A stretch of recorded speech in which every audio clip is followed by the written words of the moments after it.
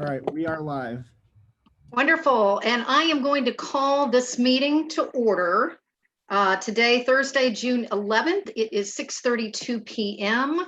This meeting is being held remotely, fully remotely, in accordance with the Governor of Massachusetts, March 12th, 2020 order suspending certain provisions of the open meeting law, GL.C.30A, Section 20. And we will begin with the approval of the May 28th minutes. Could I have a motion to approve, please? So moved. And a second? Second. All right, so Joe moved, Terry seconded. So any discussion? So we'll do a roll call vote and we'll start with Terry. Yes. Nancy? Aye. Meredith? Joanne? Yes. Joe? Yes. Sharon? Sorry. And I'm an aye. I think I got everybody. So that's unanimous. And we'll move on to public comment. Would anybody from the public like to speak? Hello, Mr. Gruska.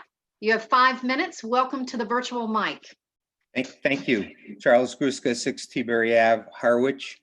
At the last school committee meeting during the second public comment section, I asked if I could ask a question, and that presented somewhat of a problem, I noted, to the chair because of the comment that ordinarily the school committee doesn't comment, or I guess respond back to questions during the public comment period, but gratefully exceptions were made, and I was able to clarify my questions about the budget actions that took place at the meeting. I'm just thinking that it would be an improvement in the school committee agenda, in my mind, to modify public comment. I know in the school district in which I work, the school committee had 2 public comment periods. They were called public hearing, and the fine print under that in the agenda said an opportunity for visitors to make a statement or ask questions. When I went back to the agenda format for the Monomoy, for your committee, it just says public comment with the 5-minute limitation. I think it would be great if the public could ask questions during the public hearing. Usually they would, I would think, reflect, as did mine last meeting, some questions about important decisions that were made, or making sure that the visitor was clear in his mind as to what was going on or what had happened, or fully understanding a very important item like the budget, which I'll be voting on at town meeting. So and again, remind that the only opportunity for the public to meet with all of you at one time is at school committee meetings. And I think you would welcome the interaction, interfacing with the public. So I would like to respectfully make a request that the school committee at a future meeting discuss this matter with an eye towards modifying the public comment to call it public hearing and label it an opportunity for visitors to make a statement or ask questions. I don't think it will dramatically change the procedures of the meeting, the time length of the meetings, and it will provide an opportunity for anyone who takes the time to participate in the meetings to be sure that they're clear on the business that the school committee is working on as our elected representatives. And so I respectfully request that you give that your consideration, and that consideration is greatly appreciated. Thank you very much. Thank you very much. Anyone else from the public like to make a comment? Okay, seeing none, we will move on to recognitions. Dr. Carpenter. All right, have too many electronic devices going here, but first I'd like to Soul Sister by Train on Amazon Music. I have Amazon Alexa wanting to play Soul Sister by Train in the kitchen.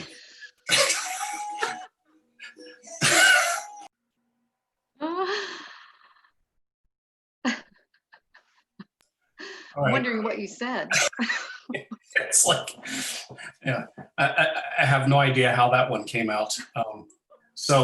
I would like to thank the Daughters of the American Revolution, who Cape Cod chapter, who on Wednesday, March 20th, began delivering their Good Citizens Awards and will complete their deliveries by Friday, May 29th.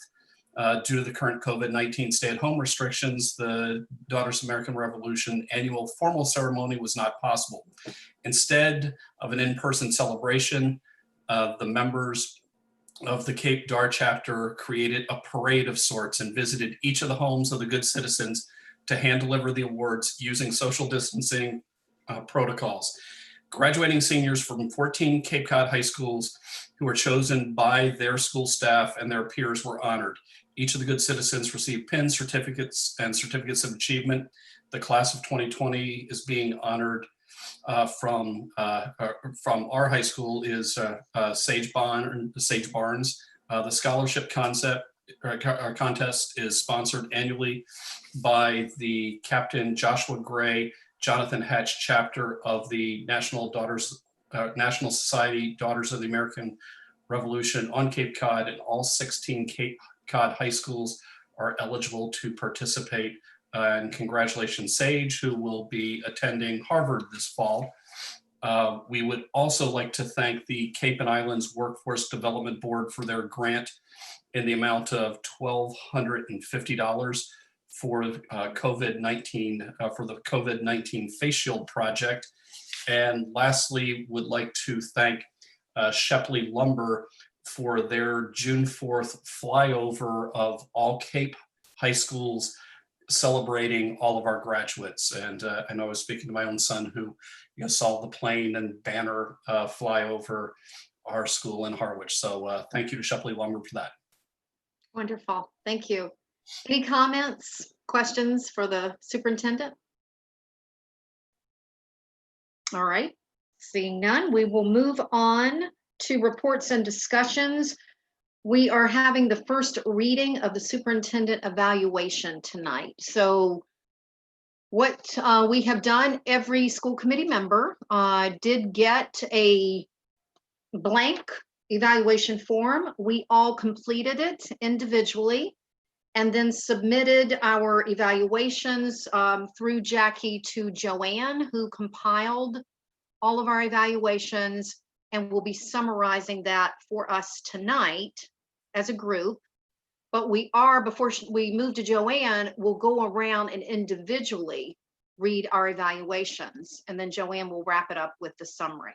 And then next meeting, because this is a first reading, so the next meeting, I believe we vote on the evaluation. So I will kick this off, and that way, at least I'm out of the way, and then I can keep track of everybody else. So what we're going to do is we will read, first of all, we will state under step 3, we've got an overall performance rating. So we'll just start with that, and then we can read our comments. So I'll start with mine. I gave the superintendent proficient, and my comments are as follows. Given the challenges that have occurred over the last few months, this has been a banner year for the superintendent. I continue to be impressed by his commitment to the strategic plan and by his proactive approach to 21st century learning. While the COVID-19 situation required significant adjustments in the delivery of instructional learning, the superintendent didn't miss a beat when it came to the foresight that was needed to visualize a remote learning plan. He demonstrated a comfort level with ambiguity and a talent for crisis management, and pulled together his leadership team quickly and effectively. He also kept the school committee abreast of various developments as they were evolving, and his communication both with staff and families was stellar. He emerged as a leader in innovative thinking with a visionary approach.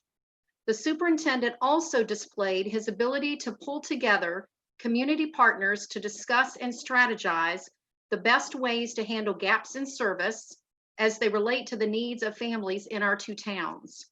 Addressing the lack of accessible childcare, he reached out and initiated strategic conversations that led to the expansion of early childhood options and after-school programs at our 2 elementary schools. He is a brilliant collaborator who sees the bigger picture. An area of improvement for the superintendent would be in the gathering of input before major decisions are made. While I trust his judgment implicitly, I do think he would benefit from hearing from our school community on changes that would impact families in a significant way. Considering that they are our end users, our end consumers, it's important to weigh their voices into the equation, which would yield to better public relations. So those are my comments, and we will move over to Terry next. And you'll need to unmute yourself, Terry. That's my phone. Do you want me to move to somebody else, Terry, or are you okay? Can you hear me now? Yes, go ahead. Okay, good. Hey, thank you, Tina, for leading off. I too kind of focused on what has been an unprecedented year as far as evaluating superintendents. I'm approaching finishing up a 9th year of experience of doing this, and my pleasure, because page 3, I have never given anyone exemplary, and this year I do, Dr. Carpenter. I'm sorry. I use the term like brilliant very, very infrequently. However, let me summarize what I said in the evaluation. When bolder and stronger leadership was needed to respond to regional CAPE education during this period of COVID-19 pandemic, Dr. Carpenter provided both elements in spades. The 2019 to 20 academic year was unique and unprecedented in the long history of public education. Scott's excellent ongoing leadership and vision during this pandemic crisis was exemplary. His ongoing outreach to parents in the greater community, most especially during these critical distant learning months, has paid solid dividends of goodwill and community support for our staff, as well as the Monomoy school system in general. His proactive approach regarding the region's fiscal and pandemic challenges has resulted in a positive and cooperative climate amongst town select boards, as well as with and for the school committee. Scott's negotiations and early collaboration with district unions regarding virtual learning has resulted in daily contact with students. This has served to strengthen Monomoy's, quote, home away from home, unquote, values. In summary, our school year has been marked by extraordinary challenges. Scott, over this period of time, has exceeded expectations. He led Cape Cod learning into a new realm of visual distance schooling. In doing so, he demonstrated exemplary professional practice during this most stressful time in our education. The end. Thank you, Terry. Thank you very much. We'll move now to Nancy Scott. Good evening. I rated Dr. Carpenter as proficient. And my comments are Dr. Carpenter continues to use his role to move our district forward. While the closing of the physical buildings derailed a couple of his goals, the others have had an incredible impact. Then there was the monstrous task Dr. Carpenter took on to continue connections and student education during the closures. I continue to respect and appreciate the fact Dr. Carpenter is in the classrooms, and I am impressed by his goal this year to follow through with focus area conversations to potentially be incorporated into the teacher evaluation tool used by our district. I see this goal as one that will have the biggest impact on going from good to great, and we are on the right track. While the annual conversations with caregivers and community members can be challenging due to low participation, I find them to be a powerful way to connect. I agree that the virtual meeting was well received and allowed for additional participation. Perhaps a combination of holding conversations in a school building when we're ever allowed back and allow for virtual participants at the same time. The movement toward the principals using data-focused annual presentations is fantastic. It allowed the school committee to clearly see where our district's strengths are and where we can look to improve. I look forward to seeing the adjustments made in each building to continue improvement and then the results next year. Dr. Carpenter's vision and collaboration for virtual school during the COVID closure has been overwhelming and incredible at the same time. Prior to the actual act of closing the buildings, Dr. Carpenter had the foresight to plan for an extended shutdown by determining what the students and teachers would need at home to continue their education before the schools even closed. While none of this is ideal, our students were back at it within days of the shutdown and are still going strong. My kids are not really going strong much longer, but they're pretty much done, but they'll still got another week. Overall, I continue to be pleased with the superintendent's progress moving our district in the right direction. While we are in an interesting place right now, I feel we are in good hands, and I want to correct that to great hands, with someone who continually strives to better himself as a leader and better this district. Thank you, Dr. Carpenter. Thank you, Nancy. Meredith? Good evening. After reviewing Dr. Carpenter's goals for 2019-2020, it is clear that he has focused on his professional goals and made significant progress. It was evident that he had exceeded his first professional goal, focused on expanding community outreach. He was able to schedule and hold multiple meetings and meet and greets with families from the district. Even after we were not able to meet in person, Dr. Carpenter held a virtual meeting to make connections with families and plans to continue to use this format until we were able to gather in a group again. His second professional goal focused on supporting the primary evaluators when they are visiting classrooms. He determined focal points to use during these visits in order to have focused conversations with the evaluators after the classroom visits. In addition to scheduling time in each district building to conduct classroom visits, he has been working with the curriculum director to create a more formalized look-for document. Dr. Carpenter has begun discussions with the MREA to negotiate the details of the document that can be used moving forward. Unfortunately, these conversations were put on hold because schools were closed, but Dr. Carpenter fully intends to resume the conversations moving forward. As far as his student learning goals, he worked closely with the administrators to have a common format for sharing student data. This was effective in order to share the information with the school committee and the community. Data presentations for all district schools were given at various school committee meetings. It was evident that the administrators were able to identify strengths and challenge areas of students based on the data used. There were clear action steps moving forward to support students in making continued progress and to close the gaps in the data. It would be beneficial to continue to use the common structure to review data across the district moving forward. Dr. Carpenter's district improvement goal was connected directly to the strategic plan. Making a monthly presentation on the connections to the strategic plan was helpful for transparency among the community. Throughout the year, Dr. Carpenter was able to communicate with the community the progress towards the strategic objectives in the plan. The objective focused on community engagement and partnership was addressed with reports regarding the HES playground and the YMCA partnership. The objective focused on social and emotional well-being was addressed with the reports on the YRBS highlights. The objective 3 focused on closing the achievement gap and was addressed with the cultural proficiency report. Finally,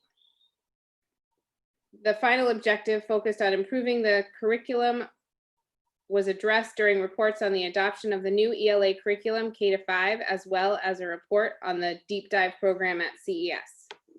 In addition to his determined goals, he exceeded expectation for our district as we moved into the distance learning phase of the school year.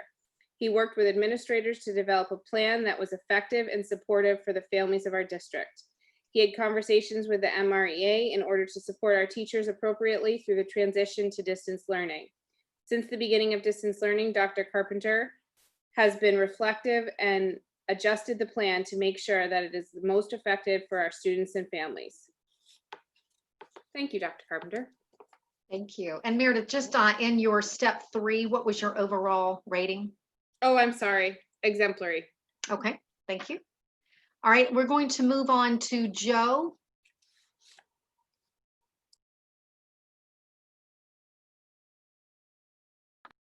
Oops, there I go. First, 2 things first before I start reading. One is that I believe that the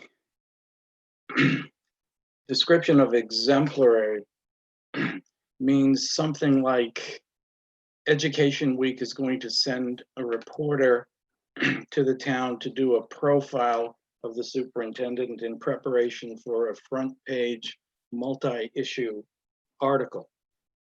So in that instance, it's not something I tend to use rarely. Like Mr. Russell, I use the word brilliant rarely. I only use it in reference to my grandchildren, actually. But Ms. Gaines, if I could request of you that prior to adjournment today, perhaps after public comment, could I have a moment to raise a possible agenda item for our next meeting? Sure. Thank you. Okay. Well,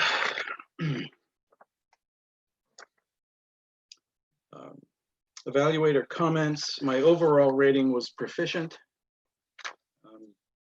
And the evaluator comment begins as follows. Crisis is the acid test of character, personal skills, and professional competence.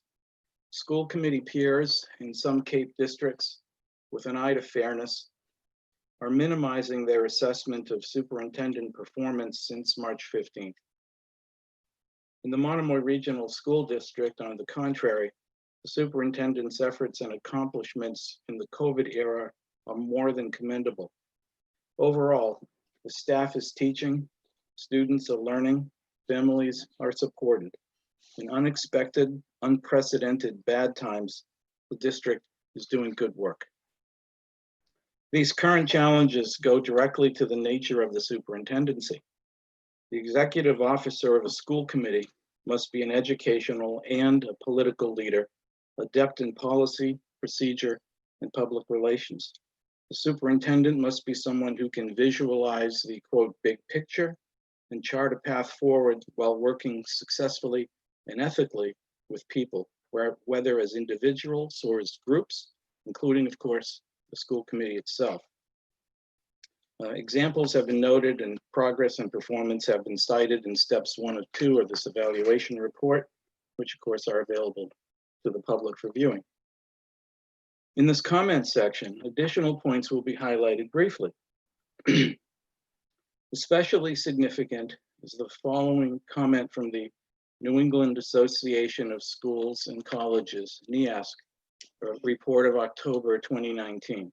Quote, the school board, superintendent, and high school principal are consistently collaborative, reflective, and constructive in achieving the school's 21st century learning expectations. And that's on page 77 of the NEASC report. This conclusion is important for the necessary and positive qualities observed at work in the high school, but also, judging from the principal's reports the school committee has received, important because these dynamic qualities are operative in the elementary schools and middle school. Further, every superintendent is a human relations manager. The positive work of the curriculum director and the promotion of the high school principal to superintendent in Situate occur in part because of Dr. Carpenter's influence and leadership. It suggests good steering of the administrative team, coupled with highly capable mentoring of talented individuals who are provided room to grow. One extraordinary situation deserves mention. This year, a Chatham resident and former school committee member filed a complaint with the Attorney General alleging the superintendent and school committee violated the Massachusetts open meeting law. It should be stated publicly and forthrightly that Dr. Carpenter is fully aware of the open meeting law statutes and has always upheld them. The complaint, therefore, has no factual or legal basis. For the future, 2 comments can be made. 1, we can expect the district to be well positioned to reopen in this fall. 2, additional work will be necessary to meet the challenges and requirements of the Student Opportunity Act of 2019, which requires an effective plan for, quote, for addressing persistent disparities in achievement among student subgroups, unquote. Monomoy's approach to meeting this law relied in no small part on a new standards-based English language arts curriculum. That initiative has been put on hold for a year, but the legal and moral requirements remain nonetheless. To sum up, the school committee and the communities it represents can confidently anticipate a continued focus on student progress at every level.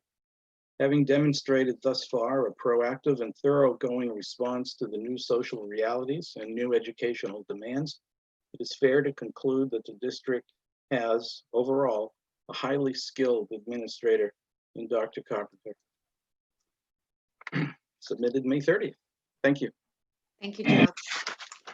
Sharon, we'll move to you next.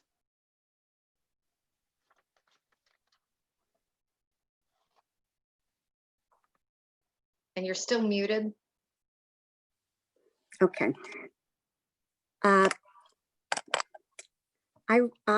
rated Dr. Carpenter as proficient, and my comments were as follows. As of May 31st, 2020, some of the stated goals have not been completed through no fault of our superintendents. COVID-19 closed school mid-March. What I would like to focus on in this evaluation comments is the exemplary way our superintendent showed leadership since that day in March. Dr. Carpenter had his administrative team work all weekend with him to develop a plan for our school district to continue to educate our students for the remainder of the school year. Following the weekend, the teachers were trained on all online platforms, and the following Monday, online school began. Due to his leadership, that included meeting with teachers, our district was effective before all others I've heard of in our state. In addition, Dr. Carpenter had frequent and well-written emails going out to parents and teachers to update them on what was happening. A survey was done with parents and teachers for feedback on what was working and what was not about 3 weeks into our online effort. Phase 2 started right after April vacation. Many of our teachers worked over April vacation to make that happen, to update the learning and modify in response to the survey. We are 2 weeks before the end of school, and teachers and administrators have shown their best. Parents and students have expressed their appreciation. This has been a time of excellent leadership from our superintendent. Thank you, Sharon. Joanne, I'm going to ask you to read yours first. And by chance, do you have Jackie's? Oh, and you're on mute. Oh, you're still on mute, Joanne. Oh, there you go. Guess what I'm saying. Good evening, and so I will be reading mine first. I'm usually on the, for 30 years was on the other side of the pen as far as evaluation goes. So this is only my third time doing the evaluation. I rated Dr. Carpenter as proficient, and I have a narrative. The school year 2019-2020 has offered up a variety of challenges, both in kind and degree. The rainy season slowed down the completion of the CES playground, while at the same time, the castle in the clouds at HES had to be dismantled as it was no longer safe. The district then faced the still unresolved challenge by Chatham citizens seeking land from Monomoy Middle School complex on which to build a senior citizen center. Beyond imagination, in March, we faced a pandemic. School was closed first through May, but with conditions worsening daily, school buildings were closed for the rest of the school year. Distance learning became the norm. COVID-19 has left us in a state of uncertainty about the budget and the beginning of the 2020-21 school year. Dr. Carpenter has transitioned from crisis to crisis with confidence. Most impressive is how quickly the administration, staff, parents, and students adapted to distance learning, and the grab and go meal program became a reality. The humanitarian effort by Dr. Carpenter and staff provides a model of compassion for the students of Monomoy Regional School District. The continuation of classroom observations, learning walks, continues with the evaluator using a modified evaluation tool. Although we have continued our bi-monthly board meetings, we've had to adapt to Zoom and additional agenda items, leaving behind unfinished business. Results of learning walks will have to wait. This year, Dr. Carpenter has formally instituted data conversations, which I applaud, with his principals as part of the principal's evaluation process. This will provide a roadmap as we start school next year, determining what students have achieved from March to June. The principals have presented their MCAS scores. That should be had. Presented their MCAS scores, focusing on student growth over time. Beyond MCAS, though, it would be interesting to hear about students' work. Do principals have the same conversations when they're evaluating their teachers? COVID-19 budget shortfall has caused a delay in the implementation of an ELA program, which Mr. Smith and a committee of teachers highly recommended to the school committee. It will be on the docket for next year, I hope. And that's mine. Then I will move to Jackie Long's Superintendent Evaluation Summary. This year brought a unique set of challenges and triumphs. It would be neglectful of me not to highlight the areas of significant strength our superintendent has exemplified.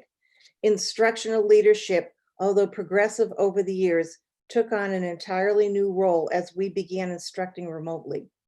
Due to the superintendent's vision, support, and assistance with effective strategies and standard-based outcomes, the well-structured lessons and measurable outcomes gave our district a head start to plan and implement the classroom setting and set expectations of the same standards remotely in our students' homes. The technology utilized during this time has been instrumental in our success. While our district's learning levels are diversified, teaching strategies and practices carried on with reinforcement from our principals and support by our superintendent. As the district's routines were interrupted this year, the superintendent's management and the daily operations of schools were vastly changed. Extremely highly organized protocols were put into place and executed in advance of any district on the Cape, much less the state of Massachusetts, in order to begin a new school schedule to run remotely.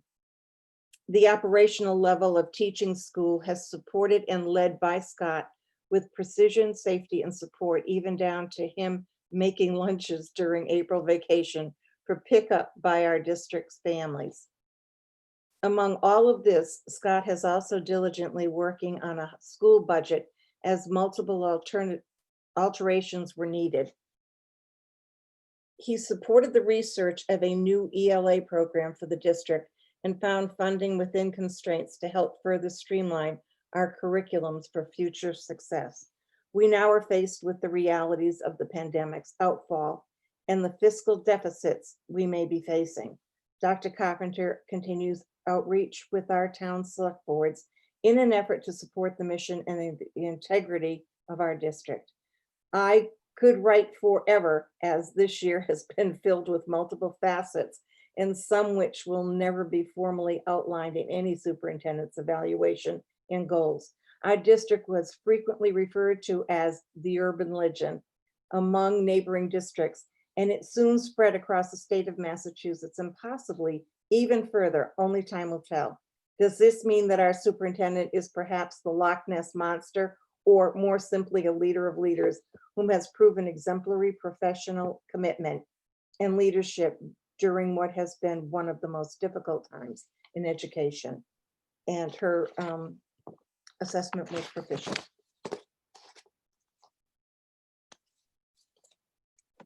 Thank you, Joanne. And would you like to now move to the group summary? I will. you. Well, Thank you. so I thought I was going to sit down and it was going to be nice and neat, which is about all I can do in math. However, it turned out to be a scatter chart. And so let me just go over where it is. I didn't average, I didn't do anything. I'm just giving you the facts, me and Joe Friday here. Professional practice goals, 3 significant progress, 2 met goals, 3 exceeded goals. Student learning goals, 2 significant progress, 5 met, 1 exceeded. District improvement goals, 1 significant progress, 5 met, 2 exceeded goals. When we move down to the performance, assess performance on standards, standard 1, instructional leadership, 4 proficient, 4 exemplary. Standard 2, management and operations, 5 proficient, 3 exemplary. Standard 3, family and community engagement, 7 proficient, 1 exemplary. And standard 4, professional culture, 5 proficient, 3 exemplary. So those are the numbers. I think the narratives to me tell the story of a very difficult year and how with confidence and grace, Dr. Carpenter, you handled it. And you still didn't pull your hair out, so everything's good. Just went grayer. Thank Yeah. you, Joanne. You're welcome. Thank you You very just- much. Any one- comments? Oh, go ahead, Scott. I'm sorry. Just one thing I'd like to say, I think as humbling and awkward as a public evaluation is, I feel, even if I just reflect back on today, I think the compliments sometimes are misdirected. So I received 2 absolutely wonderful emails today from parents that were very grateful for what has been happening this year with their children.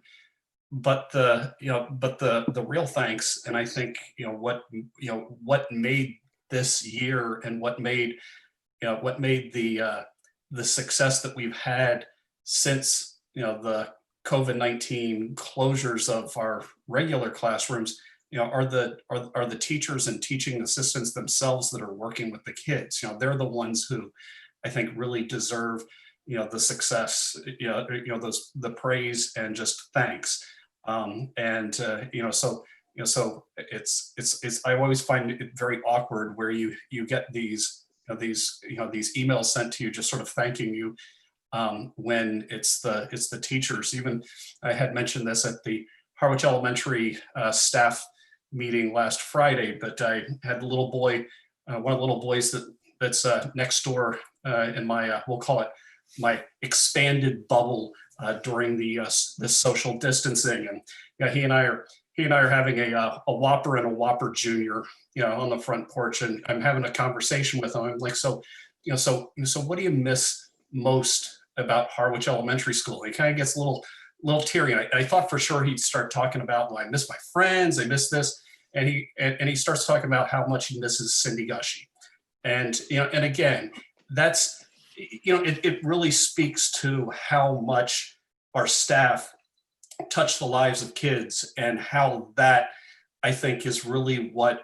made this distance learning possible. That we didn't lose connection, even though we weren't in classrooms together.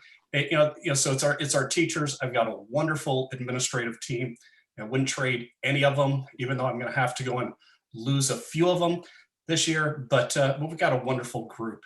So it's so I thank you for the comments, and I really want to thank all the folks that work in Monomoy for just making this year, which has been really challenging, a good year no matter what. Thank you. Any other comments? Joanne? And you'll have to come off mute.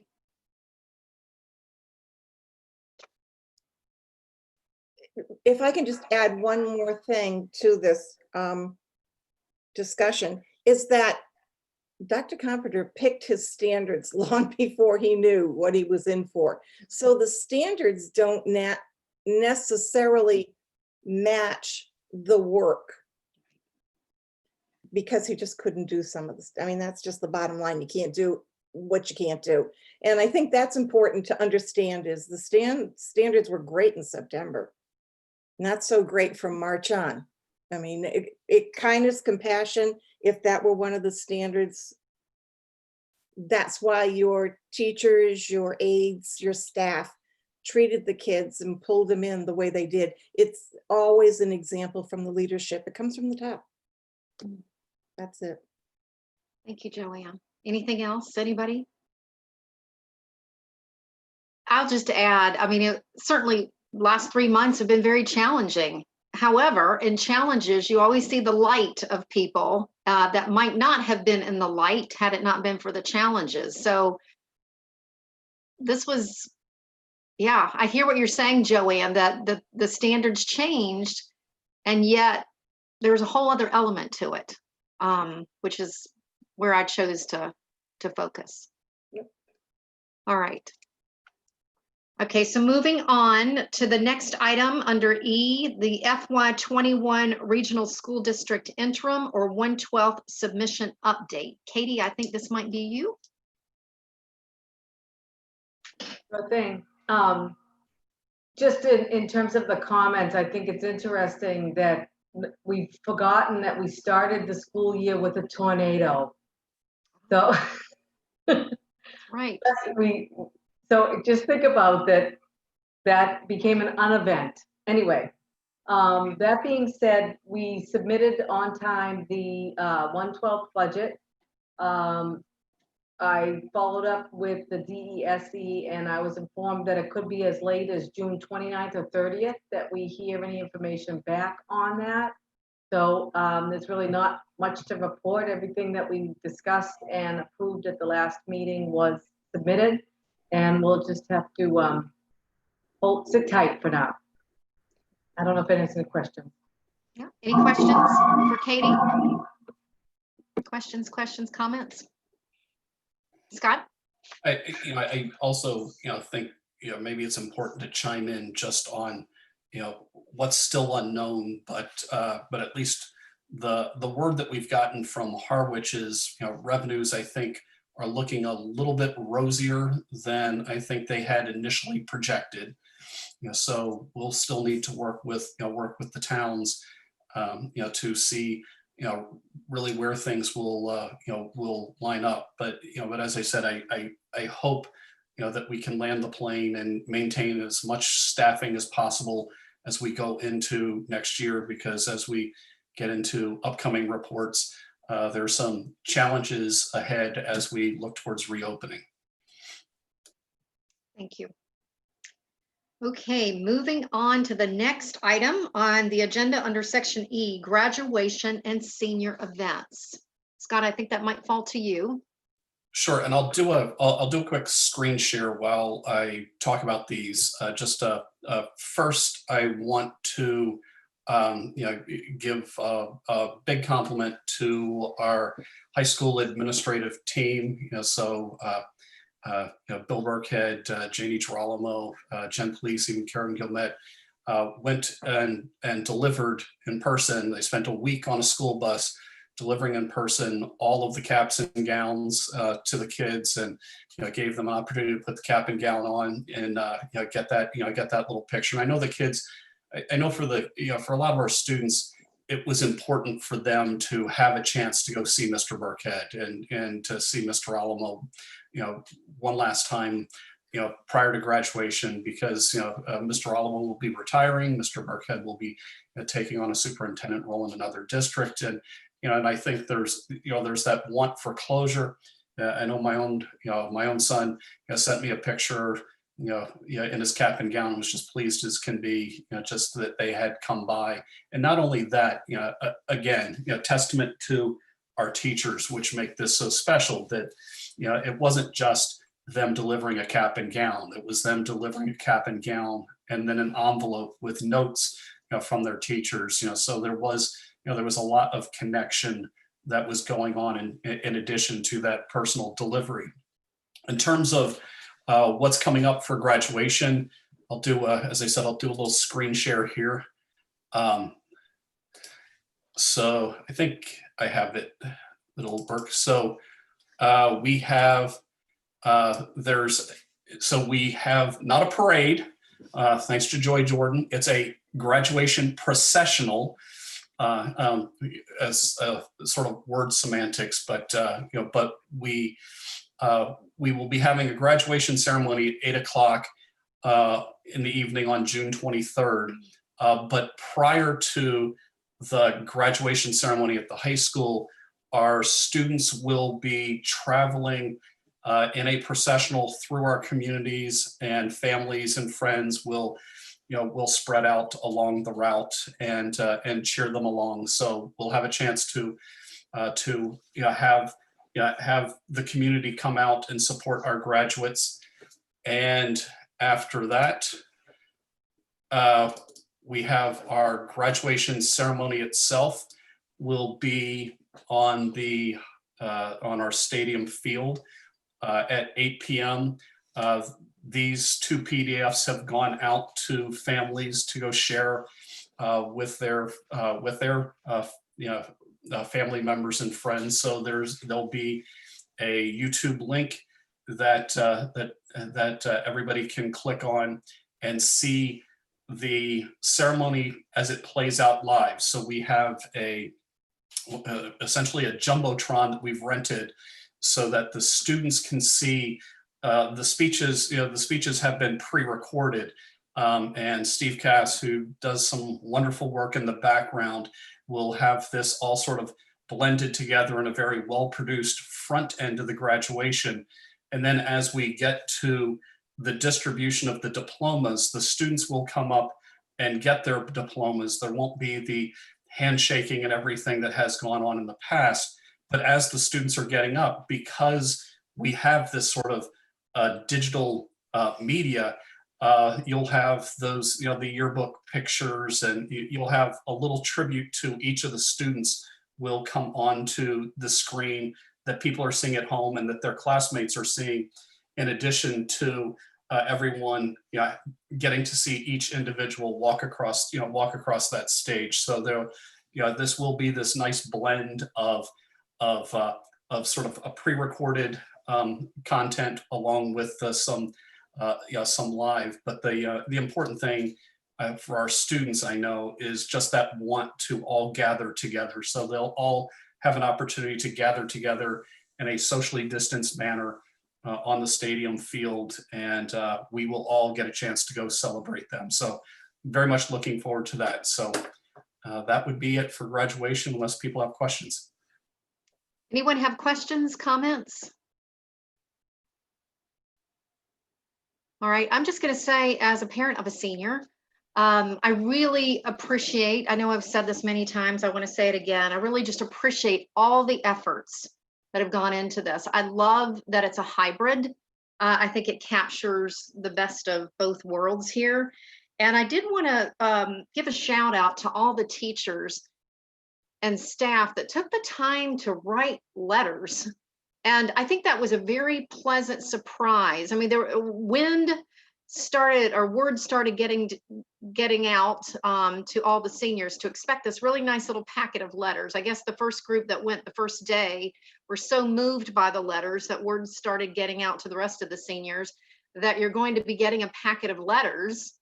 And even more than the cap and the gown were those packets of letters. And I just know my daughter in particular spent an hour going through all of them, and very teary. And I know a lot of her friends felt the same way. So I just wanted to say to all the teachers, staff, everybody that put time into writing those, I couldn't believe that they wrote to all of the seniors. I just was so impressed by that. And so I just wanted to say thank you. Any other comments? Anything else? I'll say this one thing, as I'm always looking for the silver linings in these COVID-19 closure challenges. One silver lining for me as superintendent is I didn't get teary-eyed or choke up pre-recording a speech that I think I would have lost it had I had to deliver it live that day. Yes. Yeah, it's a unique year, Scott, for you. Yes. And me, I guess, too. But yes. I have a question. Yes, Sharon? Will each of the seniors get a copy of this to keep? Or can they record it at home? This whole thing? Yeah, we can give them instructions on how to download a video from from YouTube. So, but yes, you can. Because that will be, even though they've lost so many different things, unlike other times, this is probably the only time a class could have everything pre-recorded for posterity. Thank you. Thanks, Sharon. Anything else? All right. Thank you very, very much. And I guess the next time we meet, they will have graduated. So, wow. All right, moving on. Under section E, anticipated year-end action item summary. I don't know, Katie, would this be you? Okay, Yeah. go ahead. Okay.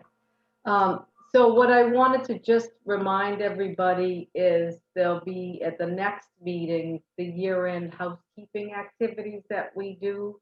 We'll be taking votes next meeting on the amount of money from the that we receive in regional transportation that gets transferred to the regional transportation account that will then offset the FY22 assessment.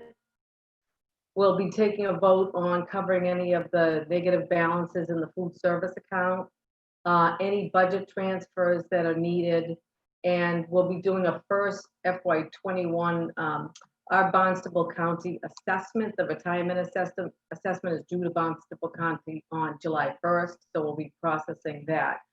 So I wanted to just remind everybody that, keeping in with the presentation of information at one meeting and voting at the next, these can't be finalized because school is still in session and we still, need to wrap up, the school year a couple of weeks from now. So that's what that piece of it is. One of the things that changed a little bit that's part of a year end is we had a lease with Chromebooks, and we've made a decision that we're going to, instead of sending those back, we're going to buy out that lease for $20,000, which we have in the budget, luckily. Our concern was that Chromebooks are becoming a hot commodity, and we have in our possession 490, and we were a little concerned thinking if we shipped 490 back, are we going to get 490 to replenish? So that was a decision that, talked over with Scott and with Jim Birchfield, and it just kind of puts all of our minds at ease as a year-end activity to do. So I don't know if anybody has any specific questions about any of the year-end activities. Any questions, comments? Nancy? Katie, thank you for reminding that we're doing all that at the next meeting. Quick question about the food services. There's been talk on the different districts around the state talking about how the Meals on Wheels and the grab and go is negatively impacting the food services. Do you have an idea? Is that tragically impacting ours, or are we doing okay? Well, not surprisingly, I was very concerned because, we still have salaries and everything to pay. And a lot of what generates our revenue is through the a la carte things that kids buy. Right. Because we've had such a, to date, we've served over 40,000 meals and a reimbursement of $3. So we're getting a summer rate a little bit higher. I think it's going to end up, like even Steven, quite frankly, but we won't, at the end of each year, we might have a little bit of a profit. If, I hate to say profit, but, but I think that we're going to break even because of the participation. And the utilization of the supplies and things that we have. That's one of the things that's an unknown at this point, because that will be going up through I think it's June 26th, Friday, even a couple of days after school lets out. So we'll have a final idea at that point. But it's not. Go ahead. The grab and go will go through that June 26th. Yes, so our last delivery, the last Sharks on Wheels will be delivered from the Monomoy school year food service program. There'll be a separate program. I think that probably maybe Dr. Carpenter might speak to that in his superintendent report, perhaps that'll start the following Monday.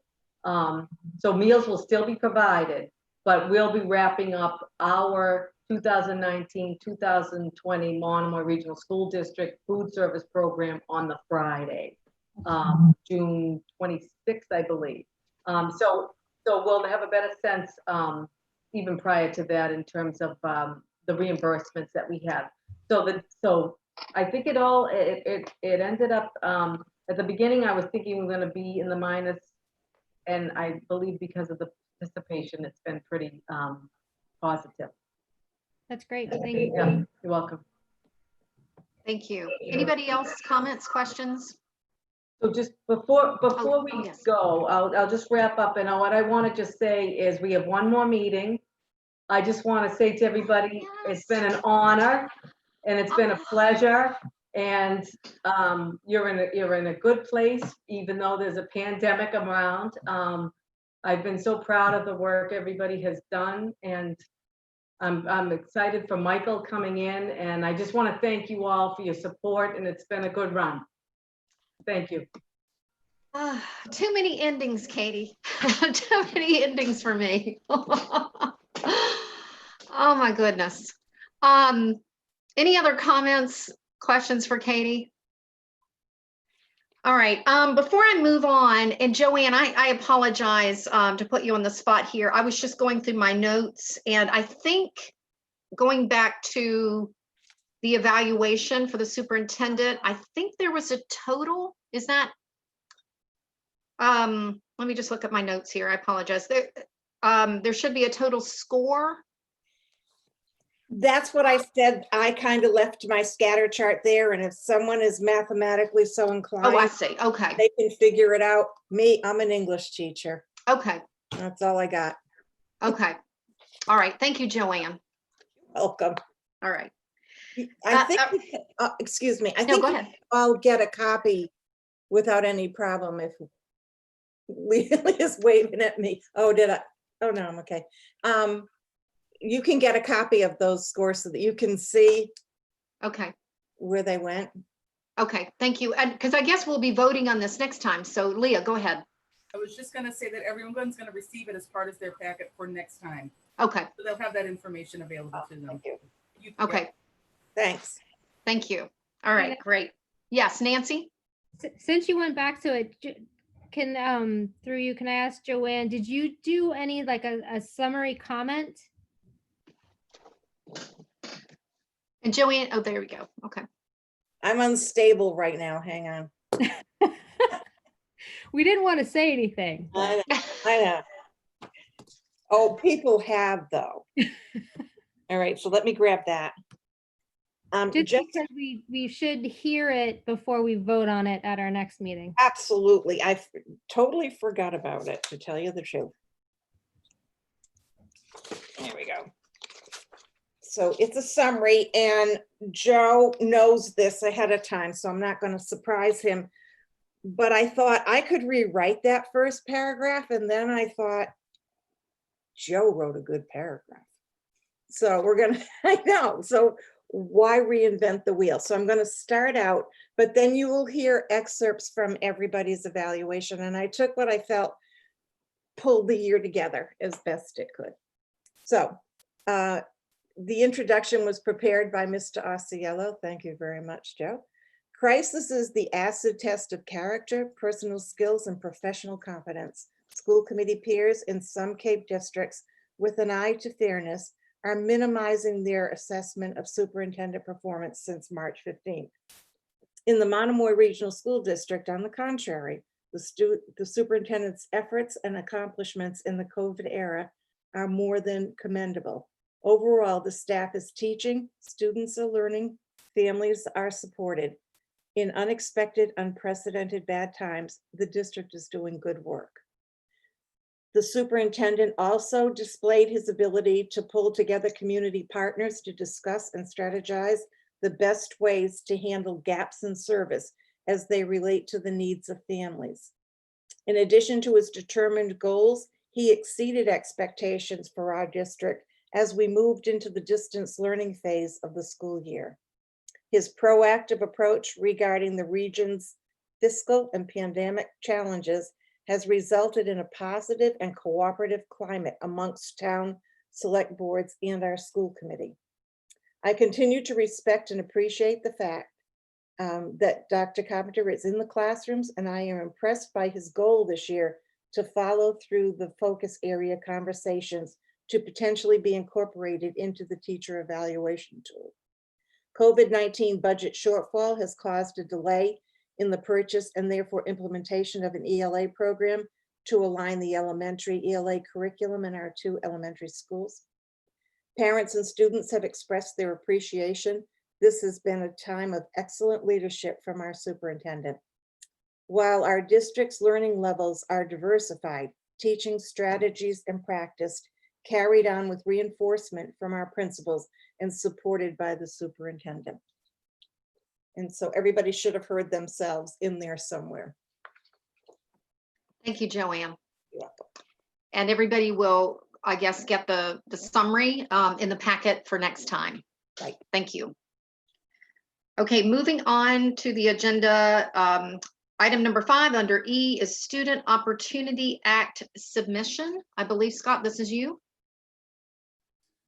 I'll again go share a screen. So you've actually heard me talk on a couple of occasions about what we intend to do when it comes to the Student Opportunity Act. It was to be submitted back just after the COVID-19 closures happened and the state pushed back when the submission date was, and they pushed it back again and again. And at the moment, the submission date is June 19th. So I just wanted to share a document that Mark and I have put together that would be, here is our grant application. And it's really, I think the Student Opportunity Act is putting, we'll call it fiscal teeth into ensuring that districts have strategic plans and that they're strategically working on improving equity in education in some aspect of that strategic plan. So, so this is not something that you haven't heard us talk about before, but it'll allow you to at least see how we've fleshed it out. So, the plan itself, starts with us just sharing, what our strategic plan is. The highlights of our strategic plan and the 4 strategic initiatives. So you're supposed to have, your first one is a commitment on focusing on student subgroups, and so they want to see where does that show up in a district strategic plan. Just to understand and emphasize this, our district is eligible to receive $53,850, which is what it comes as part of our increase in our Chapter 70 aid. So we're eligible for this roughly $53,000 this year. We would anticipate that in the next 2 years, these are supposed to be 3-year visions, that in the next 2 years, there should be $50,000 the following year and $50,000 the following year after that. So what we've talked about are 2 priorities. The first priority, which the school committee is well aware of, is the want to make sure that we get that new ELA curriculum. And so Mark Smith has has drafted a little blurb here on the process that we went through in identifying the art core curriculum by the American Reading Company, and why why we feel that type of curriculum would help us close achievement gaps in students. So so you have to identify in a Student Opportunity Act application. There are sort of, I believe there were 14 different areas that you could say that your actions were going to be focused upon. And one of them was supporting educators to implement a high quality aligned curriculum, which this new elementary ELA curriculum would fall under. Another area is that that you were developing something that was research-based to support early literacy programs at the elementary grades, which again, this ELA curriculum is doing. In terms of a budget, we list out what the cost of that curriculum is. That curriculum is a $405,000 budget item. Clearly that curriculum in and of itself is more than what the Student Opportunity Act money over the 3 years combined would be equal to. The second action item that I've talked and mentioned to you before is to look at another area that you can pick is early college programs focused primarily on students underrepresented in higher education. So I've written a little blurb here that really comes out of Bill Burkhead's presentation to you. When we look at our data at the high school on who is attending colleges, specifically if we even dive deeper into the data, who is attending four-year colleges, there is a big discrepancy in our students that are economically disadvantaged on accessing college, and particularly accessing four-year colleges. And a disproportionate number of those socioeconomically disadvantaged students are non-white English language learners or students that are receiving special education services. One of the other things that we shared in the presentation that Bill provided the school committee is that economically disadvantaged group of kids have fairly solid SAT scores on average, and that our economically disadvantaged kids have SAT scores that rival the average scores for all students in many Cape school districts, yet they are attending college at a much lower rate than you're seeing in the average Cape school district. So, so clearly we are preparing our students on average to be ready for college, but there's a barrier that's getting in the way. And what we talk about in terms of our approach here is that we live in two communities that have many successful college educated retirees who have connections to colleges in New England and beyond, and to use our community engagement coordinator position and to work with Joy and our retirees to to pair mentors with students starting early on, so students before they're even thinking college, not wait till junior year to start conversations about college, but to really start early, when their kids are coming into 8th grade, and to keep those connections happening. But to do that in order to help promote more students accessing college. And it's really just working with families to help them understand that their child is academically ready and that it's economically attainable. What I put on this is that we would earmark about a quarter of Joy's role in developing this program and moving this forward. The state then asks you, and your third commitment is, how are you going to monitor this? So there's data that the state would then pull that's related to your goals that you make. So this, so the state has MCAS growth data. The state has access to your college, the rates that students are attending college, but the state doesn't have access to what they call custom district metrics. So the state doesn't know what our MAP scores are. So on the ELA curriculum, we can look at how well an ELA curriculum is doing at moving us towards our goals by looking at MAP data. Some of the other data that we think is important to look at when it comes to the second initiative, on movement into college, is to work in collaboration with Cape Cod Community College to try to disaggregate some of the data on our former graduates that have gone there. What percentage of them are actually prepared for college level courses or are needing to have remedial courses, and what percentage of our students actually move from Cape Cod Community College onto a 4-year degree, and what percentage of our graduates that head to Cape Cod Community College end up finding the community college a terminal place. The last thing is that there needs to be a commitment to engage families in this.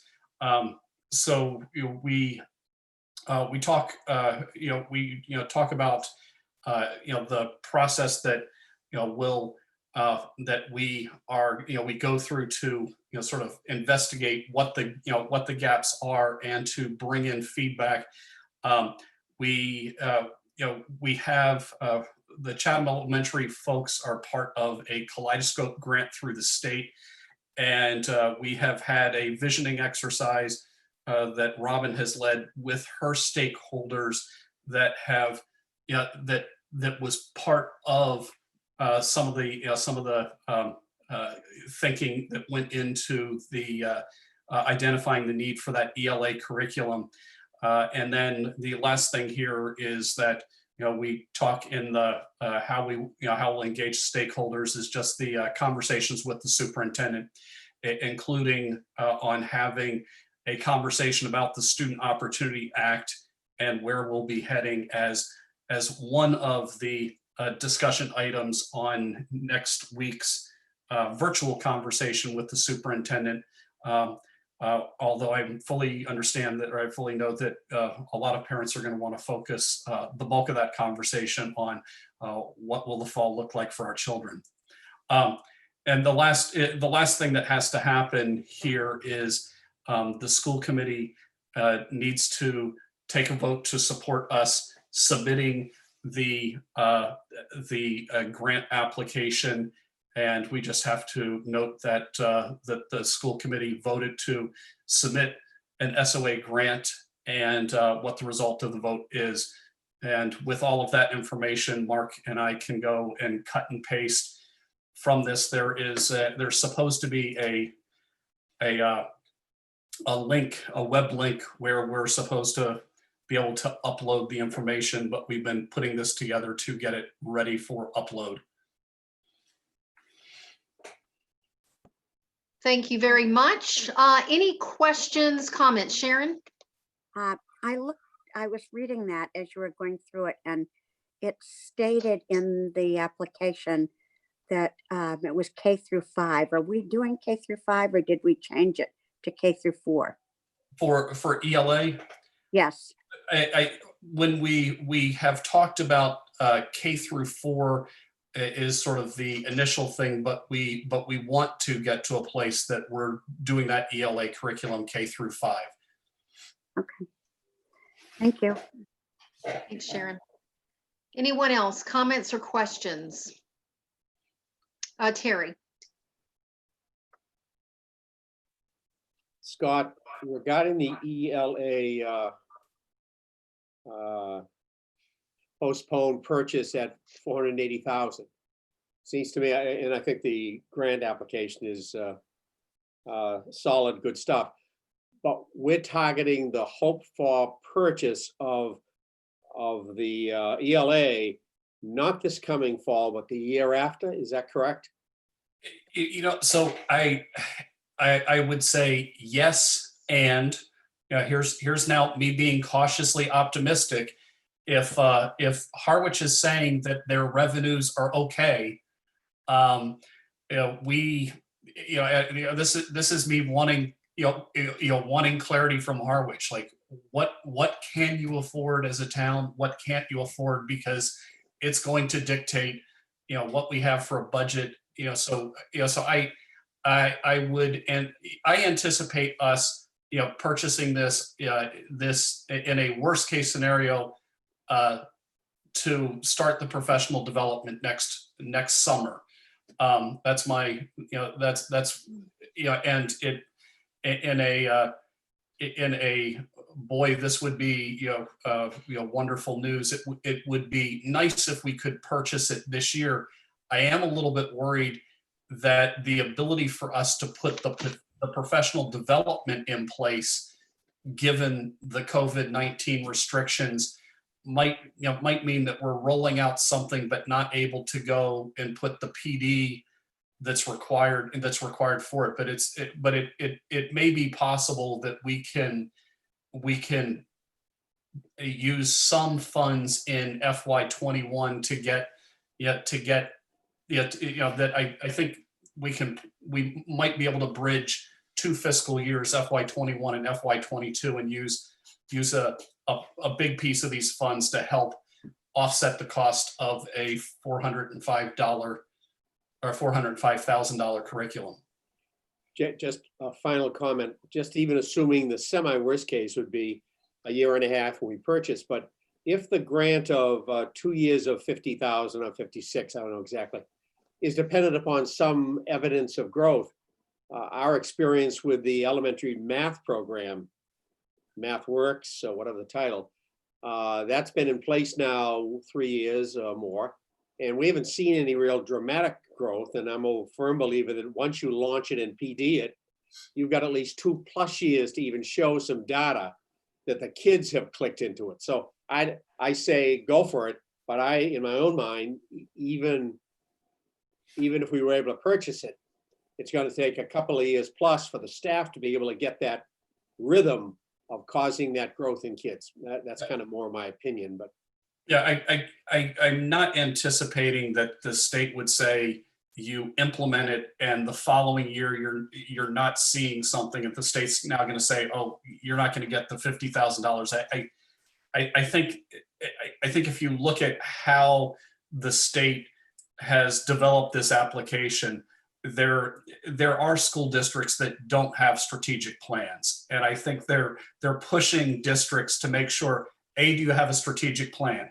B, does your strategic plan have somewhere in it that it is addressing underrepresented students in that plan somewhere, and are you using data to go track results? And I think I almost look at it as the state's trying to model how to go about operating with a strategic plan, and that's something that we have been doing. So it's not a big lift on some level there. Thank you. Anything else, Terry? I'm all set, Tina. Okay. Anybody else? Comments or questions? All right, so it appears that you need a motion to approve the submission as written and presented. Is that correct? Yes. Okay, so could I have a motion, please? Anyone? Tina, Go ahead, Nancy. Go ahead, Nancy. Yeah. I move to approve the Student Opportunity Act as presented. Wonderful. A second? Second. And Terry seconded. And we'll do a roll call vote in favor or not. We'll start with Terry. Yes. Meredith? Aye. Joanne? Yes. Joe? Aye. Nancy? Aye. Sharon? Aye. And I am an aye, so that is unanimous. So you have your approval. Thank you very, very much. Thank you. All right, moving to the next item under section E, the commissioner's guidance on reopening. Scott, I think we're back to you. So let's see, I'm trying to think which one to do first. So I'll start. I'll go back to screen sharing again. So last Friday, the commissioner put out guidance on required safety supplies for reopening schools. This is my my trying to read between the lines, because it's on safety supplies for reopening schools.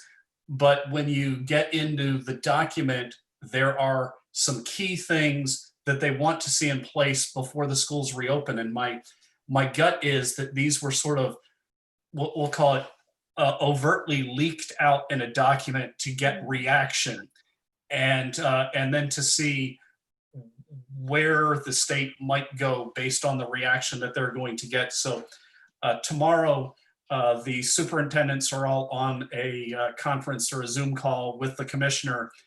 And I imagine that it will be a big pile of feedback on the this document, particularly when you get to page 2, that talks about the required components before we get back together in buildings together. And some of these are no-brainers, and I get, so the first one, stay home if you're sick. That they want to make sure that we're encouraging everybody, if you're sick, stay home. 2, face coverings and masks, and that all students and staff must, I want to emphasize the word must, wear face coverings or masks. 3, that all students and staff engage in frequent hand washing, and if there's not access to hand washing, that there are alcohol-based hand sanitizers available. 4, that we're doing our best to maintain 6 feet of separation at all times, which means that desks would be spaced 6 feet apart, and that when students are moving through the building, we're doing our best to have everybody 6 feet apart. 7, that there are, 5, that there is protocols that if a student is, does feel sick during the school day, how do we isolate that student or staff person, and how are we protecting our nurse, and how are we monitoring that student from that point on. The big challenge is this one here. Smaller, isolated groups of students assigned to one teacher. It says, in order to successfully implement social distancing, smaller class sizes are required, and this involves reduced student-staff ratios. Furthermore, and I think these are 2 very important words, where feasible, programs should isolate individual groups of students with one consistently assigned teacher, and groups should not mix with other students or staff. And it says, at this time, group sizes are restricted to a maximum of 10 students with a maximum of 12 individuals, including students and staff in each room.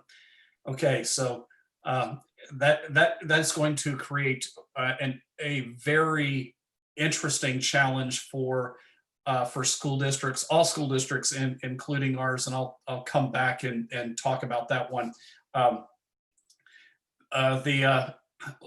Some of the last 2 things here, regular cleaning and sanitizing, disinfecting protocols, and the last one is entry screening that that would happen in the buildings. They are not. They're not recommending at the state level for us to be taking everybody's temperature. I think there's too many, or there's too much evidence that temperature alone isn't going to catch it, or might be catching things too late, or giving you mixed readings.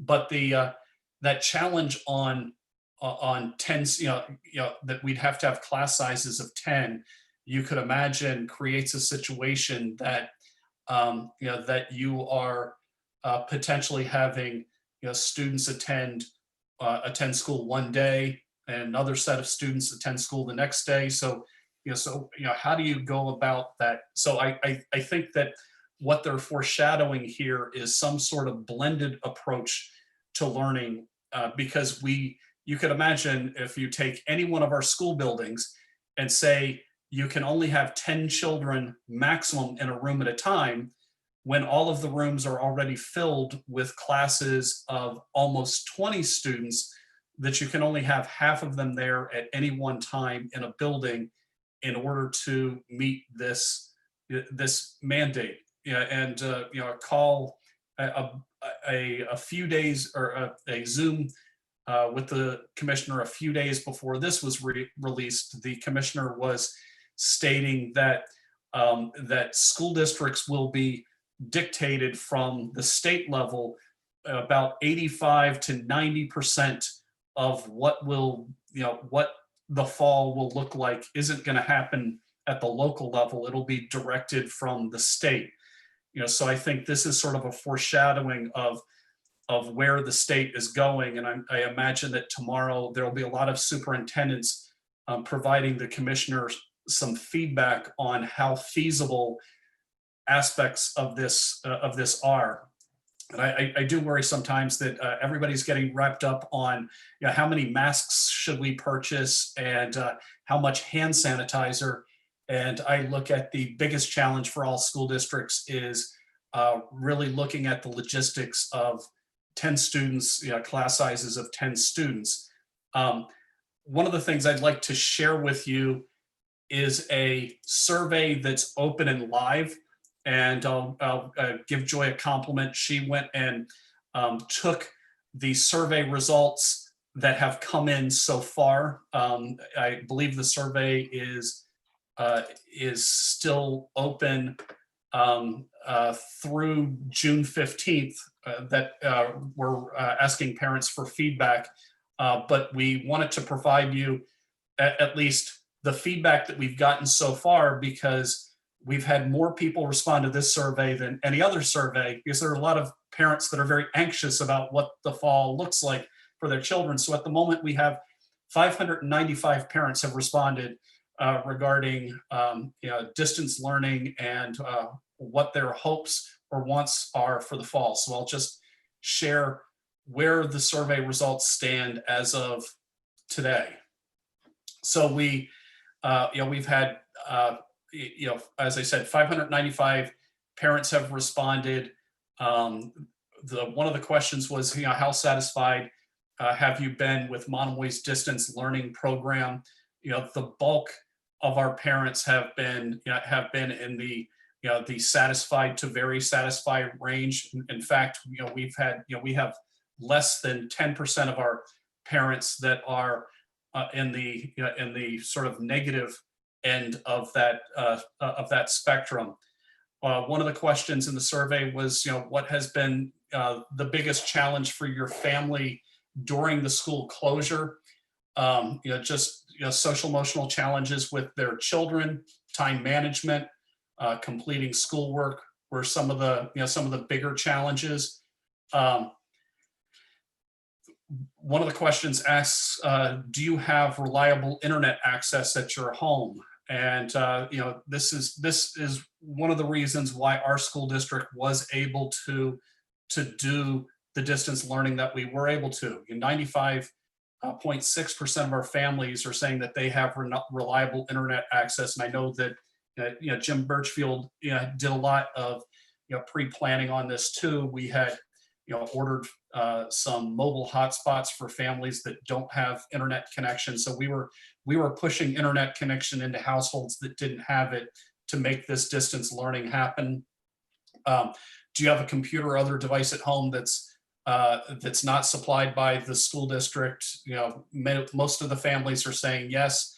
There are a few that say no. Others are saying, a smaller number that are saying that the children must share. How many hours per day has your child spent on school during distance learning? The bulk of the families are saying somewhere in the 2 to 4 hours, with about 34% saying 2 to 3, and 30% saying 3 to 4 hours. And then I know that there are some, there's some cases, I have 2 very different children. One of them I feel is probably in that, somewhere between 5 and 6 plus, and the other one is probably in the 2 to 3 in terms of how much time they're dedicating there. How much time was spent on distance learning compared to to when it was in person. There's kind of a split here, but the bulk are saying that there's less time that's been spent on distance learning, and there was 12.5% said more time, and almost 13% said about the same amount of time. There's a what are your thoughts about going back to school in the fall? 46.5% said that they would prefer their child return to face-to-face in the fall, with health and safety rules in place. There's 17.6% are saying that they're unsure. 15.9% would prefer to have a blend of face-to-face and distance learning as we go into the fall. There's only 5% would prefer children resume just distance learning. I think one of the key things here that we have to be sensitive to as a school district and as a society, when we asked, which of the following apply to your family, 42.6% of families responded that they rely on school or childcare in order for them to work.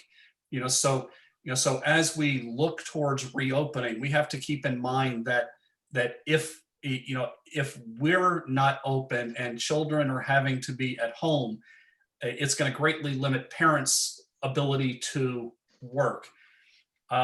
There's also 21% of the people responded said that they have health concerns in their home that will affect their decisions about whether their child's returning to school or how they're returning to school.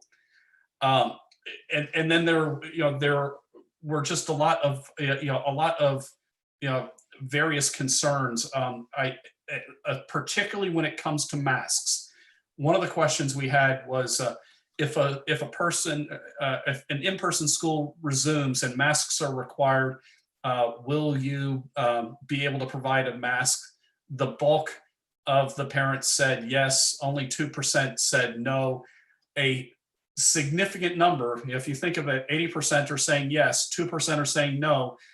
There's another 18% sitting out there. There's a big number of parents that don't want children wearing masks in the fall, and I want to emphasize this, we have this rub between the state is clearly foreshadowing masks will be required, and it's going to be coming down from the state level that we would have to implement locally. And there's a significant number of parents out there that are indicating that they don't want children wearing masks if they're coming back. And then we had a question just asking, what factors below are important considerations for your family when considering whether to send your child back to school. The things we asked them to chime in on were if a vaccine were readily available, if there was enhanced cleaning in the schools, if classroom seating was limited to maintain social distancing, if there were staggered drop-off and pickup times, staggered recess and lunch times, staggered school day schedule, hand washing, regular health screenings of students and staff, masks required, or students remain in one classroom all day with limited movement in the building. There was a hodgepodge on most of those questions with sort of a spread all over the place. There were 3 that really stood out where parents felt they were very important in us reopening. The first was enhanced cleaning. Second was hand washing, emphasis on hand washing. And the third was regular health screening of students and staff. And it just, so I think that gives you sort of a feel for where families were at with the survey. As I said, the survey's still out there. It's still live. When it closes on the 15th, I'll send the school committee the total feedback that we receive. But I do want to emphasize that there is a rub in some of the results there, that there are families saying this is what we want, and the state saying, the state foreshadowing when schools reopen, this is how they'll need to reopen. So so there's going to be an interesting challenge in bridging the divide there. So I'll stop there for the moment. Thank you.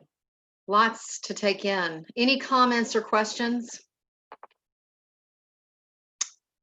I have one, Scott. I had a couple of parents reach out to me about the mask situation.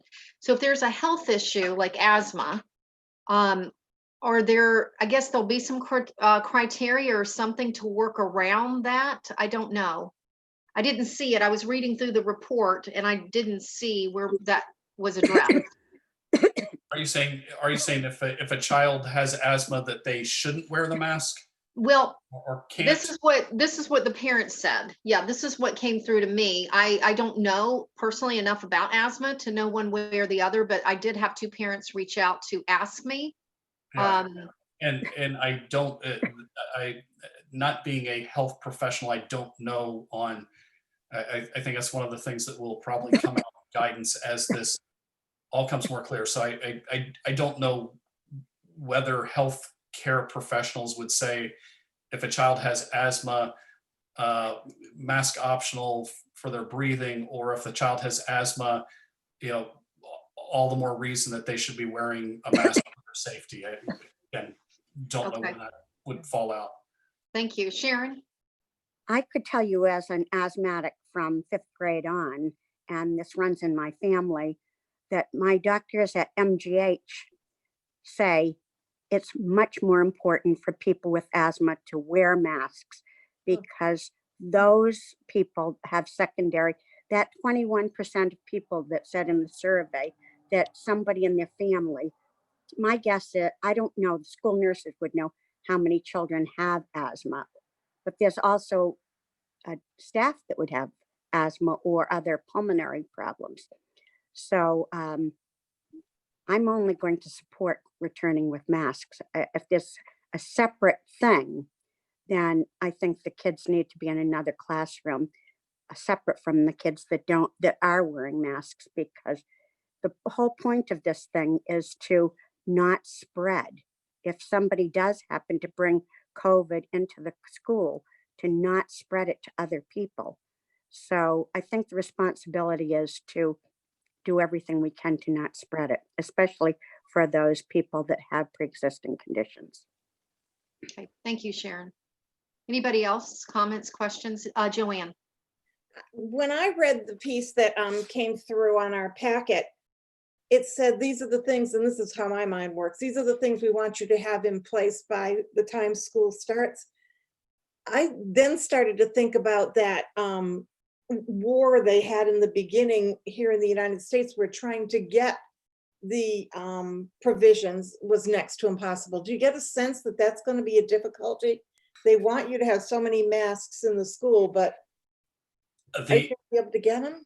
So the answer is I do see purchasing some of these supplies as being challenging, and Katie and I have had some conversations, and so I think the emphasis here is that it does not have to be an N95 mask, that that the cloth masks that we're all wearing when we go out are sufficient for this.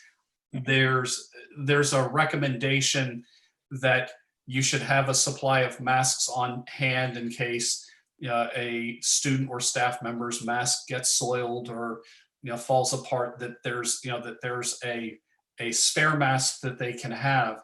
And I think clearly, looking at the survey results, most of the families are saying that they could provide their child a mask. I think there's a subset of families that are questioning whether or not masks should be a thing. And there's a clear subset within the survey respondents that I think are wondering, if COVID-19 is a thing.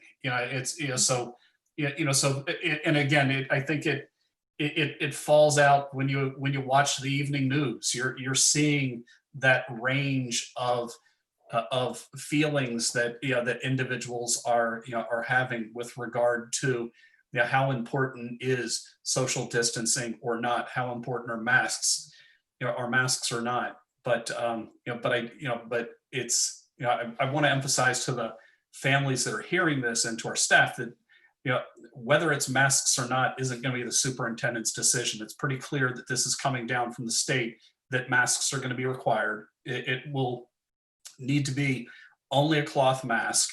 And I think one of the neat things that I've seen as this has gone on is I think there are a lot of people that are finding ways to express themselves with their mask.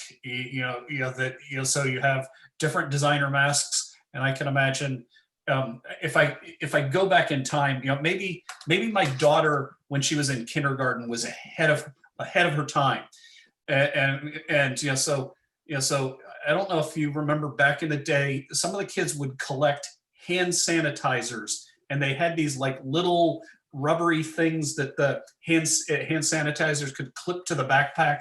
And she had like 60 different hand sanitizers. Well, so I imagine the hand sanitizers are coming back that way, but now you're going to have the different designer face masks, and every day I keep getting, I get, my email box gets all sorts of junk email related to COVID-19 preparations, and there are all these companies with their designers face masks, and like here's this clothing company that's now coming out with a line of face masks. So I imagine that there'll be that the masks themselves coming in isn't going to be the challenge, but but to get to your question on the how available will it be, for the schools on Cape Cod, we're actually working together with the collaborative to look at purchasing masks wholesale or bulk directly from China, because that's where you can get the masks. So so that if we have our supply, the big question is, in order to go and purchase for the fall, I think we have to let them know next week how many masks we want. And so at the moment, this is a bit of a crapshoot on how many masks do you think we might need for next year, when I have no idea how many masks a school building is going to go through a day. I mean, it's so I think we're going to have some interesting challenges ahead. Custodial supplies, will you have difficulty with those? So we do. I think hand sanitizers are challenging. I think even if you, I think we've all experienced this. I mean, it wasn't until just a few weeks ago that I finally was starting to see toilet paper back in stores. And I think in a week and a half ago was the first time that I went into Home Depot and I saw that they had bleach on the shelves. So I think that there's going to be some supplies that and I know that Rick Travers is already looking into to where to get things, but we had actually purchased things in advance. So we had purchased some foggers for classrooms that we really didn't get a chance to use, because by the time the foggers came in, we had them for, I think, about 2 days before schools were closed. So we do have foggers to use in our classrooms, to use on our buses. but I think just the just the amount of sanitizers, like your sort of disinfectant spray bottles of Clorox or whatever, and some paper towels that folks are going to need to wipe down in classrooms, each day and with during the day. I think that's gonna add up. But again, I think I do worry how far we get away from what the biggest mode of transmission is. So I think the CDC is saying that that picking up fomites, which is stuff off of surfaces, is not the way this gets transmitted the most. It's really the importance of the masks, the importance of distancing, the importance of keeping density, how many people in a space, in some reasonable guidelines are going to be important. And then just making sure that folks that are sick stay home, and that you're tracing back if somebody gets sick, who might they have been in contact with. I think those are going to be the really important things for school districts. I think our nurses going to have yeoman's work to do next year in terms of contact tracing when we get back in buildings. But I think the big challenge is going to be, how do we go get everybody back in a building, and is it going to be in shifts? And one of the things that I am extremely sensitive to is that one comment that 42% of our families are saying they need the schools so that they can go to work themselves. And I do think I've mentioned this to the admin team. I think that it is incumbent upon us to try as best as we can to get our elementary age students back into schools every day, if we can find some way to do it.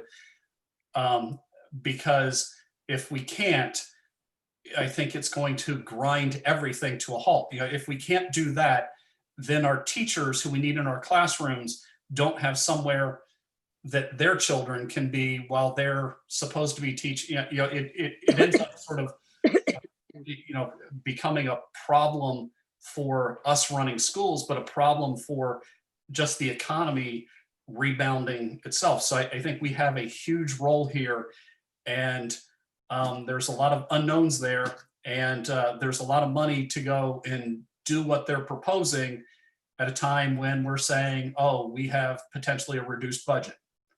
Yeah. Terry. Can you hear me, Tina? Yep.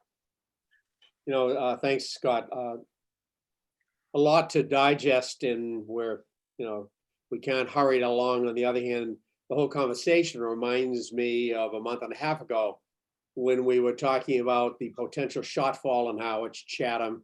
How much would we have to pick up? 4.1, I don't know. What would we do? Here we're talking long before you get any type from definitive statements regarding from the Department of Ed saying you must, so that we can respond to that, because that's a comment. The other thing, it obviously I agree. That questionnaire is solid, but it's politically rife when you think of almost like it's nationally.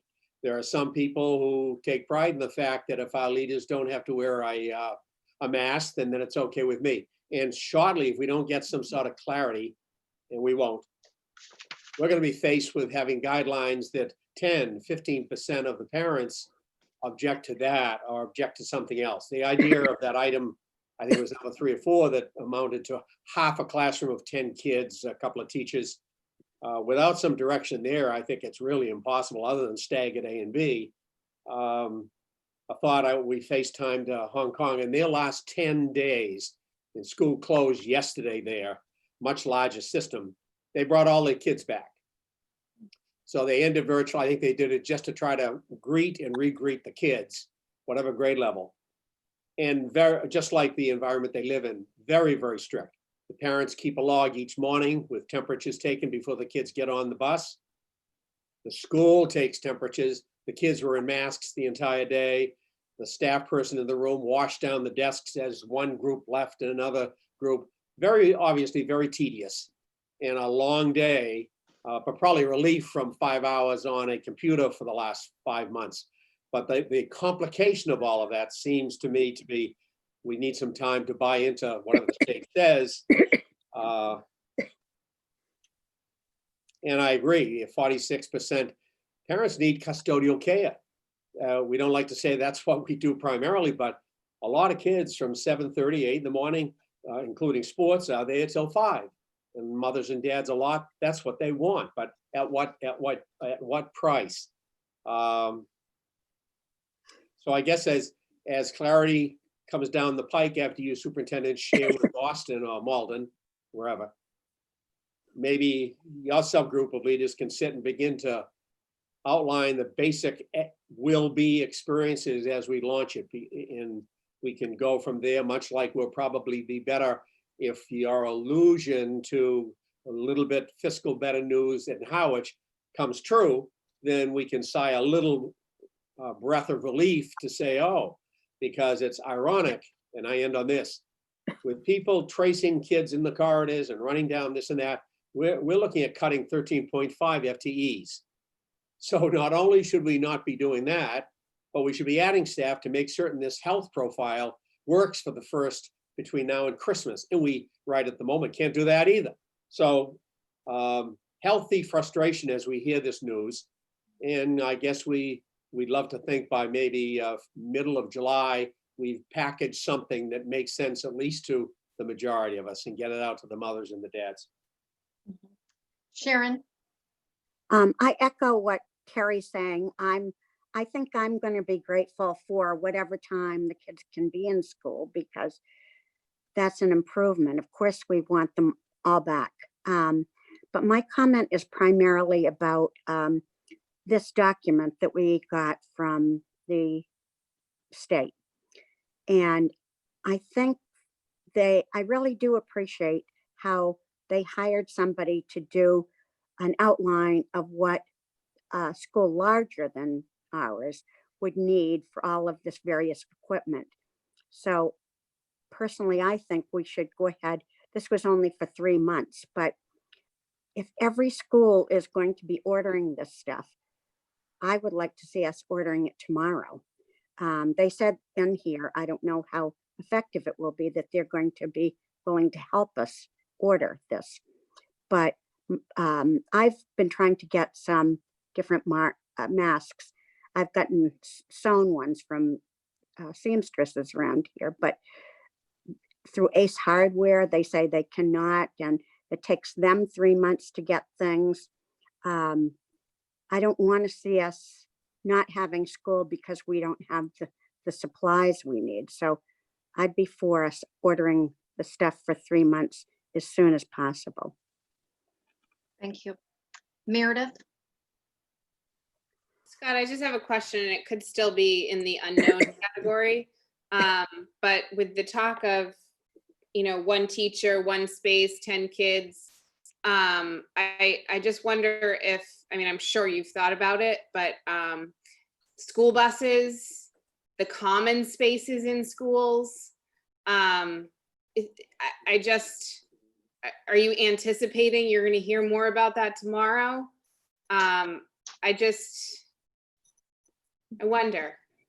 Yeah, there were a number of parents in the survey that had indicated that they will not be using the buses, which then again, there were a number of parents that weren't using the buses to begin with. So I'm not really sure whether it's more or less, but I do think that I think buses are going to be a challenge just in the hallways, and I think even trying to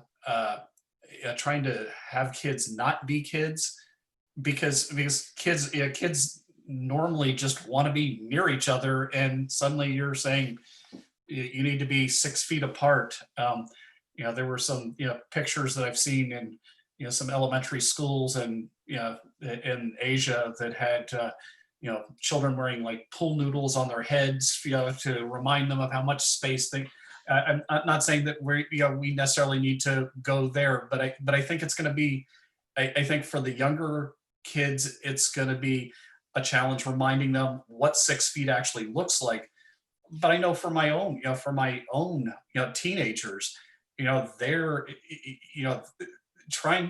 the longer that this goes on, trying to keep them away from their friends is becoming an increasingly uphill battle.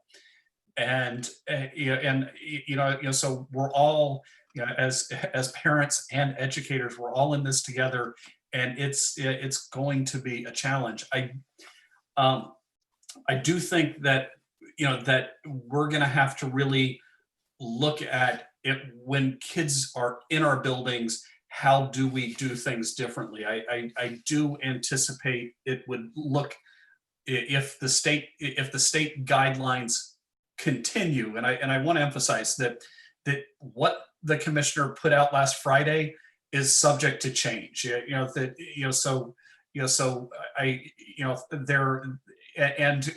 To kind of get at what Sharon was asking about on the purchasing, knowing what you need to purchase, because about a week and a half ago, I was telling Katie, it's like, okay, let's get these thermometers that, they're touchless thermometers. And I know there's one Cape school district that spent thousands and thousands of dollars on like thermal scanners for their buildings when they come in. And now in the guidance that came out on Friday, taking temperatures isn't necessary, because so what are the supplies that the state deems necessary, so that we're not spending an arm and a leg on thermometers when the state's saying, no, it's this type of thermometer, or having one in every school bus. I think Sharon sent me something earlier in the day that had an assessment of what the average school district might need to purchase, and there were a lot of things in that every bus would need a monitor, and the monitor on the bus would have a thermometer to, so you're paying for bus monitors and thermometers, but the state's saying that that's not necessary. So what is it that you need to purchase? I think there's a lot to be determined, but I do imagine that it would be staff or teachers pushing into classroom spaces more than students leaving classroom spaces, which at the elementary level is fairly the norm anyway. I imagine that that our lunches would be where we might need to change things the most, and that we might be seeing the cafeteria bringing food to the classroom, and me trying to pry Cliff Stanek at the high school off the ceiling with that concept that the kids are eating in the classes. But I think we're probably more likely to see that happening than us releasing 600 kids at a time during JOSM to the cafeteria. And you can imagine that the teenagers, what would JOSM look like in a socially distanced manner? There's going to be a lot of details to work with, and my team looks at it that it's rather frustrating, because the state's saying, we're going to tell you what 85 to 90% of it needs to look like, but we haven't heard that yet. We haven't gotten that document yet. So there's a lot of planning once that document gets released, and if it's like the document that's guiding what the summer is supposed to look like, if we're doing person to person in school remediation for special ed students, that document just came out last week, and the summer starts in 2 weeks. Yes. So my hope is that the state's not releasing this plan mid-July, or when we're going to need as many weeks as we possibly can to put things together. And it's not just the admin team. It's let's get the plan and reach out to to a group of our teachers and staff and say, okay, let's work together to find a way to feasibly do this, so that we're going to have the best educational program that we possibly can, given these, these restrictions, and we just don't know what the restrictions are yet. And my other question is, because I filled out the survey as a parent, and what I thought about are those incoming kindergarten kids and how we're supporting those families. I just think of like a family that might have their oldest child being an incoming kindergartner and totally panicking about not knowing the school and then, the guidelines. And so I just didn't know if we're reaching out to them, if any of them have even registered. And I know that's a whole nother conversation, but Mary, if you're on, do you want to say what the anxiety is from the kindergarten parents coming in on your end?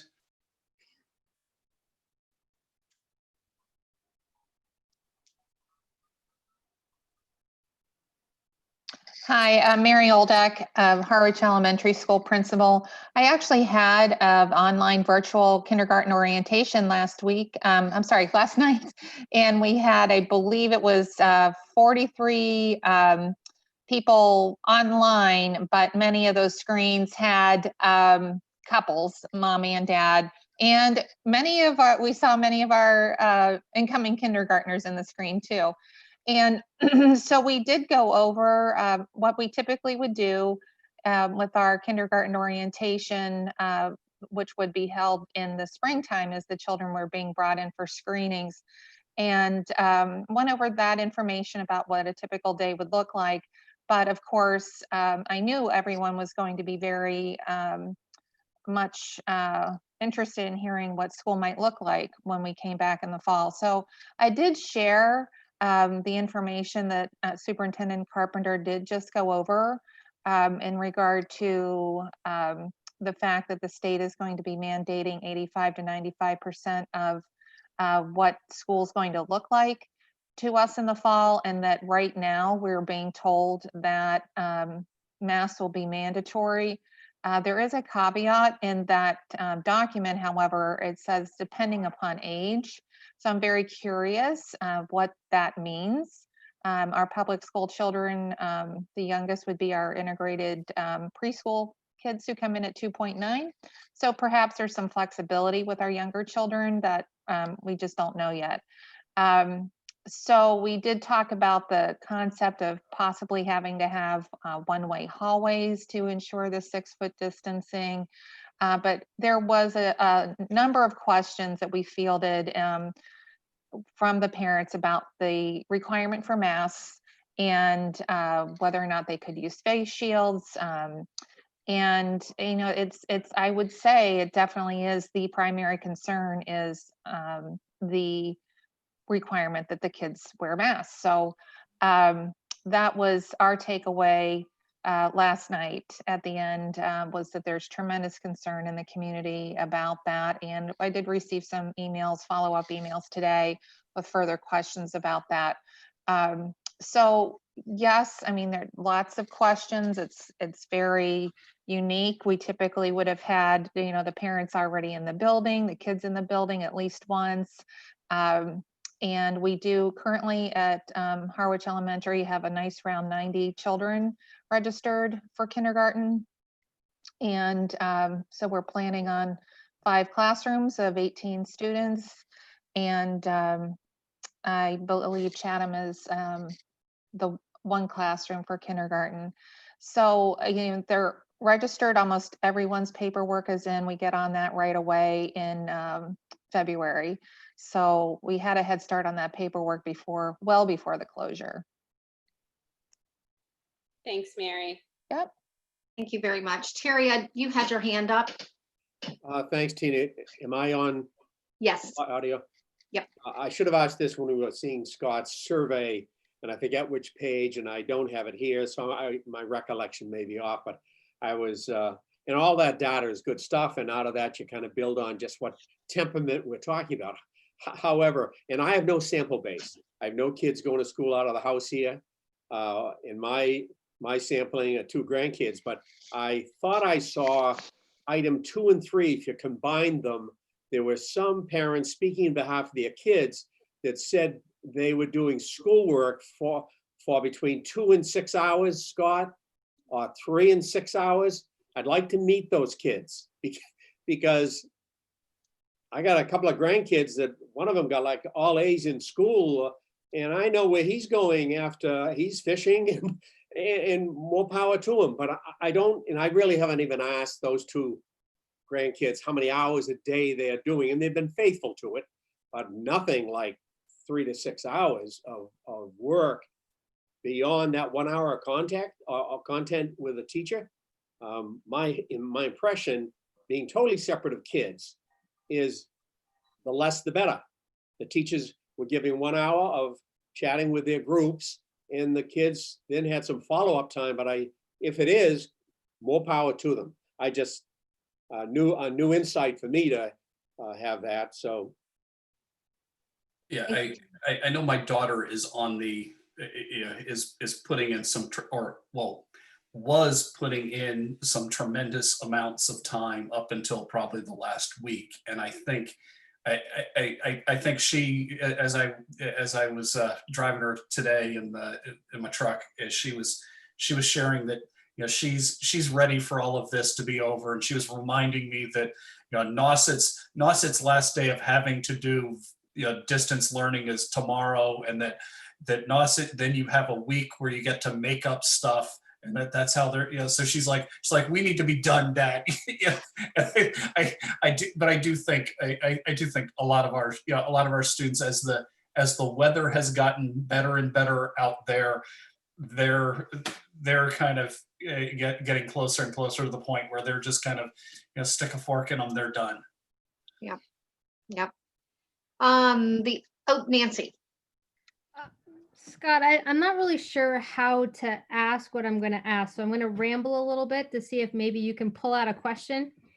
I know that at this time of year, you're planning for next year. So you're getting the high school schedules, the middle school schedules, the elementary school kids are going home on their last day with who their homeroom teacher, who their teacher is going to be. So that planning is usually happening now.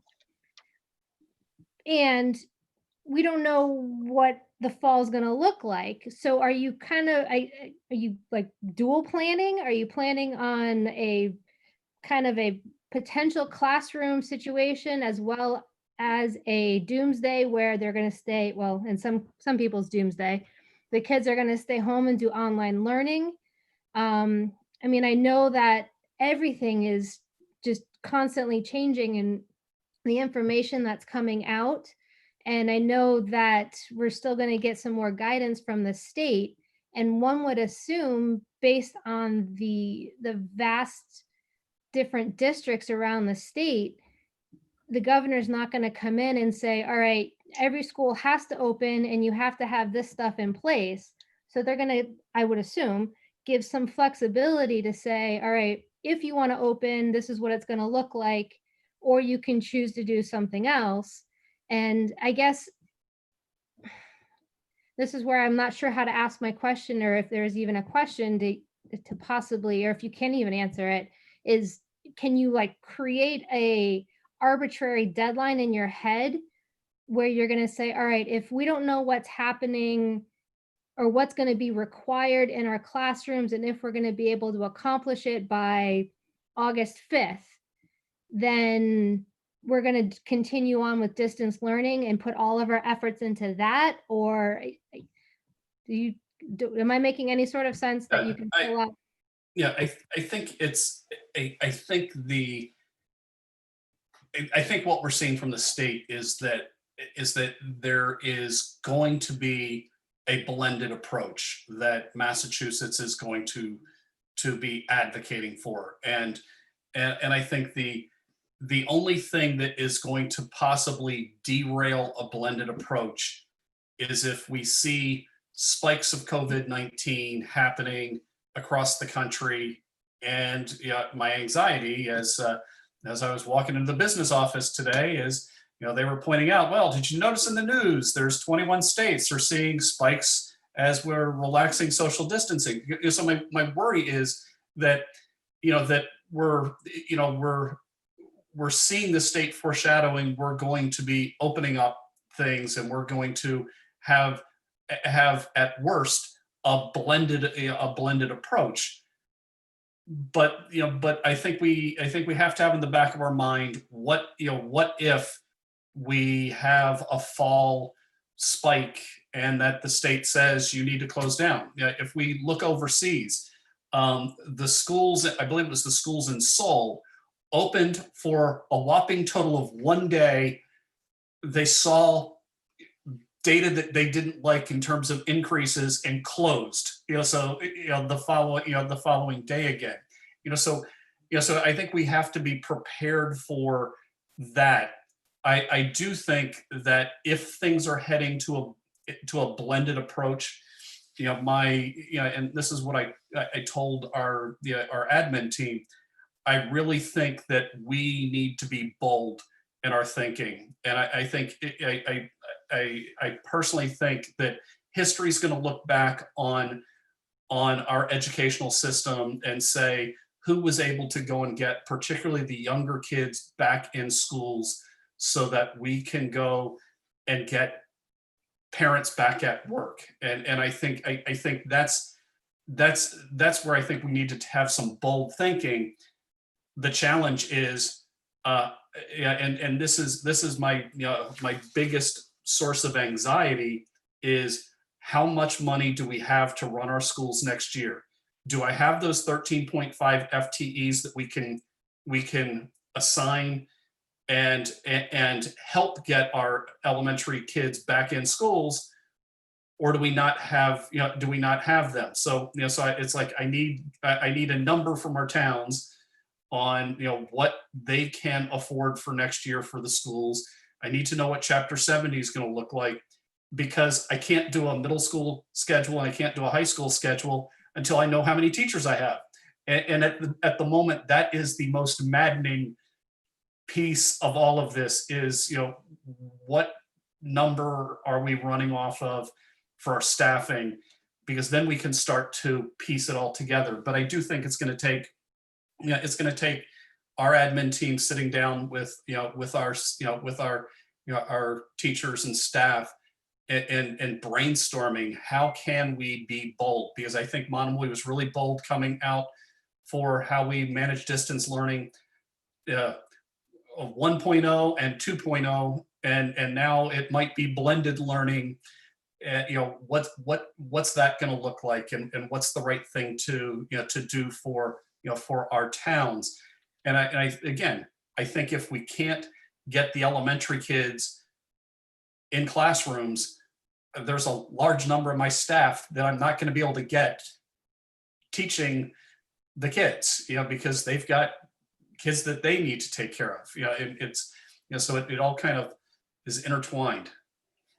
Do you see there being a point where you would be able to say, this is what we're going to be doing next year? Or is it just kind of we're going to have to roll with it, guys? August 25th, we may still not know. Actually, I don't know. School starts before. So end of August. I anticipate that we'll get something from the commissioner by the end of this month. I think DESE knows that they have a short window of time, that if they're going to say 85 to 90% of it's going to be prescribed, that they've got a short window of time now to let us know what it is. It cannot be 2 weeks before the end of school, we'll tell you what you can do in the summer. That's not going to work. And I'm sure that that's what the commissioner is going to loudly hear tomorrow from the superintendents. And I can imagine that we're spending the first couple weeks of July working with our various staff groups on what could it look like, and getting feedback from families on what could the beginning of next year look like, so that we're doing the best that we can. And then it's going to take us, the better part of July and August to roll out stuff that typically we go into the end of a school year with students taking home a high school and middle school schedule, and elementary kids knowing who their teachers are, and that all of that is going to get pushed back that you'll find out all of that likely in August. But I think, so I think August is probably when we'll know on that end. But I think that there's going to be, July is going to be a huge planning month. It's going to be a long days. Okay, thank you. Harry?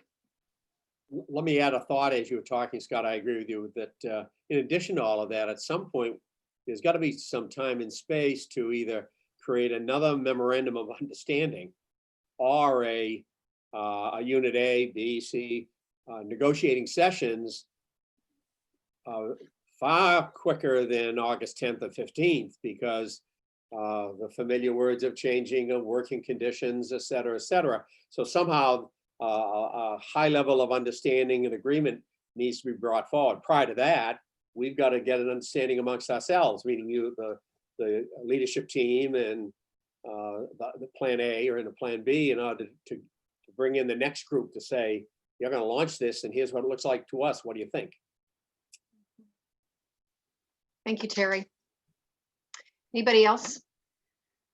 The only other thing I'll add, Scott, even beyond all the educational components, is the athletics, the performing arts, all the things that aren't going to work with space or the 6 feet rule. So, I kind of do feel, I think of our juniors. I've already heard from junior parents this year, because this is a big year for those that want to go on and play sports. This is a big year for them. And a lot of them have missed out, particularly with the spring sports.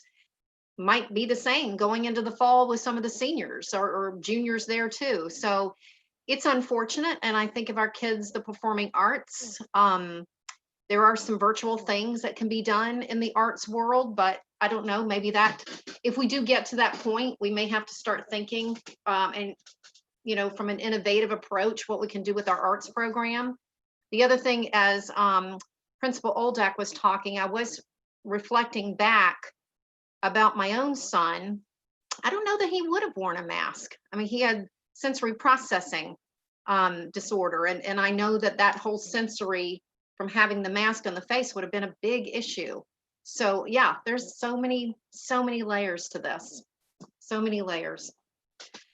All right, and we move on to the next topic. All right, so we're moving on to the school committee resolution. This is COVID-19 funding. Sharon, I'm going to ask you if you would to kind of tell us a little bit about this, and then we'll, I guess, move to discuss. So all people in Massachusetts who are school committee members have access to a listserv of school committee members all over the state who can ask questions, make comments, make suggestions. And so one particular school committee initiated this, and probably, I don't know, at least 10 school committees have already passed this in this week. They're trying to get it passed this week with all school committees that they can to send it to the state. So I'll just go into this. So this document, as you can see it up here, is to the governor, the secretary of education, the commissioner of education, the Senate president, the House speaker, and then carbon copied to our own representatives here. Whereas if schools are to reopen this fall in the midst of COVID-19 pandemic, it is the responsibility of each school district to do so safely and responsibly. And whereas it is the responsibility of the state to ensure that each school district is able to pay for the enormous additional staffing, transportation, and material expenses required to do this. And whereas the state cannot expect mandatory COVID-19 safety guidelines to be followed, with also ensuring that each school district has the funds required to implement these guidelines. Therefore, let it be resolved that the state must guarantee every school district full reimbursement for whatever COVID-19 expenses are required to follow the state mandates. We must ensure a statewide school reopening that is safe, responsible, and equitable. There can be no unfunded mandates from. And so we're here to see if we all agree with this. It's basically the state is also in this fiscal crisis, but Scott's already talked about that we've tentatively reduced our staff by 13 and a half. We don't know yet what the numbers are going to be. It's not a time where we can really easily afford. We don't even know what the ramifications are for what the expenses can be.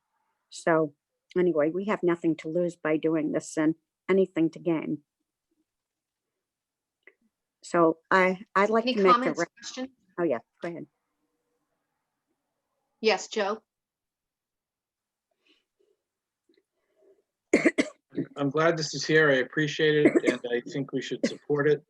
Just let's not count on it or rely on it. The legislature issues unfunded mandates as a matter of course. It is hardly. It's just a common thing that they do, so that's fine. And then before I forget, very quickly, we have to make sure Mr. Russell's name is spelled correctly on this before we send it out. And I am grateful to the school committee that came up with it. Yes. I noticed that too, Joe. There was an L missing, I think. Yes. Yeah. Any other comments, questions? So I'd like All right, to make a seeing motion none. So Sharon, you wanted to move to make a motion? to pass. Am I freezing or are you freezing? Oh, one of us is freezing. Okay. So I'd like to make a Sharon? motion to pass this resolution. Can you hear me? Yep, we can. All right. All right. So Sharon's made the motion. Could I have a second, please? I'll I would second. second that motion. All right. I think I heard Meredith. It might, okay.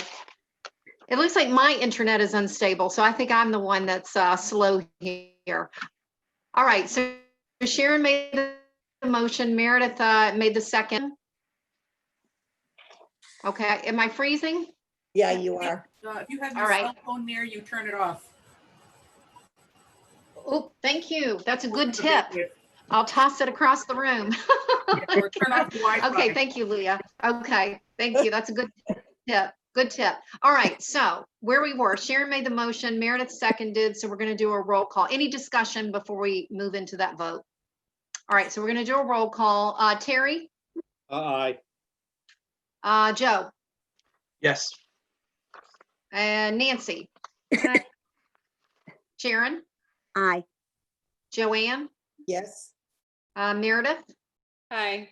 And I'm an aye, so it will pass unanimously. So we'll move forward with the correction of Terry's name and move that on. Okay, now we're moving into subcommittee reports. First reading, we have two, and from the policy subcommittee. Meredith, would you like to take the lead on this? Oh, sure. Thank you. So we looked at what was our original harassment policy, because on May 6th of this year, the United States Department of Education issued final regulations for Title IX of the Education Amendments of 1972. Title IX prohibits discrimination on the basis of sex and education programs or activities receiving federal finance assistance. The new regulations go into effect on August 14th, 2020. The final regulations list specific elements that must be included in any harassment policy, such as range of disciplinary actions, standards of evidence, and procedures. We have reviewed the legal requirements for changes to the harassment policy, and given the scope of the regulatory changes, we have developed a new policy that solely responds to sexual harassment, in addition to making the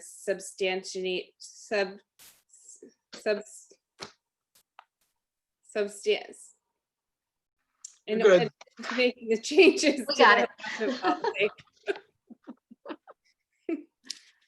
So anyway, so we took the original harassment policy and we updated it with the new regulations that came from the government, but then we also created a brand new policy that specifically speaks to the sexual harassment. Thank you. Any questions, comments? All right. So both of these items will move to the next meeting, which is the 25th, I think, and we'll take an official vote. Sound good? All righty. I think now we're down to the superintendent's report. We've got about 3 hours before midnight, so got time. So first of all, there will be a conversation with the superintendent, or a virtual one, next Wednesday evening at 6:30 p.m. We'll have a link that we'll send out to parents, and it'll be posted on the website. I anticipate the bulk of the conversation that parents are going to want to know about is, what will the fall look like? Which will be clear as mud, as you can tell, because I'm not anticipating that we're going to get this sage guidance from the state that says what 85 to 90% of the school will look like. But I think it's pretty clear the direction that that the state seems to be wanting to go. And we'll also talk about the Student Opportunity Act. I particularly want to focus on parents' thoughts on how to how to connect students with with colleges, or to make or help students think and realize that college is attainable for them. I want to thank the staff, students, community members, and even those on the school committee who attended this past Saturday's Black Lives Matter protest at Harwich Center. It was really impressive to just see the video of the event and the march afterwards, and I think it gives us all sort of a reminder that that it's really important to empower the voices of all, and I think it also reminds me, as somebody who has gone through their entire life as a white man of privilege, where we need to go and look at our own biases and address our own biases, and do that as educators, and do what we can to to make sure that that all of our students are heard. I think it's one of these things we intend to start our next school year. However, day one looks like for our teachers. We have Dr. Adolph Brown that we had contracted long before the tragic loss of George Floyd. We had contracted with the gentleman, Dr. Adolph Brown, who was going to, or is going to, kick off our first day with staff, and the conversation that we'll be focusing on is looking at our privilege and our biases. And I've seen him speak before, and I'll have to admit, he comes to speak in character, and you're at first you're looking like, who is this person? Why are and slowly but surely you kind of understand where he is going. And yes, I think it's a very timely thing, but I also wanted to share with the school committee. We'll kind of let you know about the event when it happens, and you'll definitely be welcome to be with us on our first day with staff. But but this is something we had been putting in place as a school district long before the events of the last few weeks. I want to again give Joy a lot of credit for summer grab and go foods. As Katie mentioned, we will be continuing to do the grab and go food service through Monomoy's cafeterias up through the end of this month. And as we transition into July, we will continue to have grab and go services at the high school and the middle school, but we'll be doing it using a regional approach. So we are working with the Nauset schools and the Project Bread. We'll have our facilities guys will be going up every day and picking up meals, bringing them to both buildings, and we'll be coordinating volunteers over the course of the summer to ensure that families get food as we get through this challenging time together. And then the last thing that I wanted to at least bring up publicly for our school committee are conversations that I know I've had with the finance subcommittee and that I've had with each of the Chatham members of the school committee, but I wanted to make sure everybody was in the loop. And it kind of gets back to conversations that we have had about budget. I had mentioned a couple meetings ago that Katie and I were asked to go meet with the Harwich Board of Selectmen, and we were asked questions about the elementary schools and funding the elementary schools. And clearly, the regional agreement talks about there will be an elementary school in each one of our towns. But I was also asked to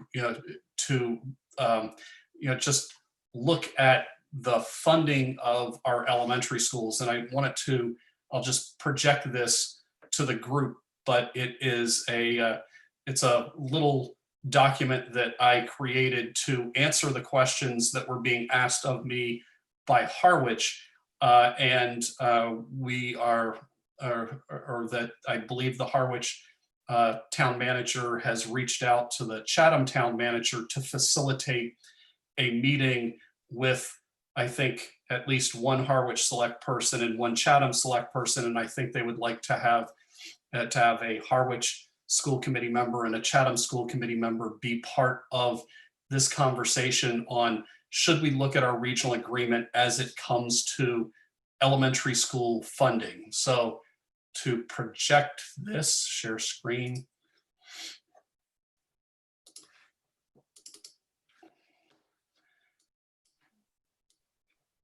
So one of the things that that is happening as Chatham Elementary School gets smaller and smaller is when you operate a school building, you have fixed costs. So your fixed costs would be you have a principal, so you have the cost of the principal, you have a nurse, you have a library, a librarian, you have facilities, facilities costs to operate the physical plant. As we see Chatham Elementary School shrinking at a much faster rate than Harwich Elementary School, there are progressively fewer and fewer students that those fixed costs get distributed amongst. So what we're seeing right now is that the budget at Harwich Elementary School is about $6.1 million. We've got 552 students that attend there, and our per pupil expenditures at Harwich Elementary School currently are just over $11,000.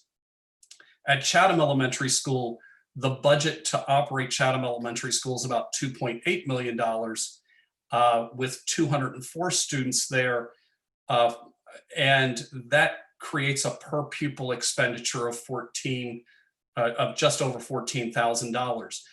The way our regional agreement works is Chatham is paying the 3-year rolling average of the foundation enrollment, which is 25.65% of Harwich's elementary costs, and Harwich pays 75 or 74.35% of Chatham Elementary School's costs, just the way the regional agreement works out. So what you're finding is that Harwich is actually paying for a significant portion of Chatham Elementary School, and I think the concern that was raised amongst the select board when we met with them is, what is this subsidy?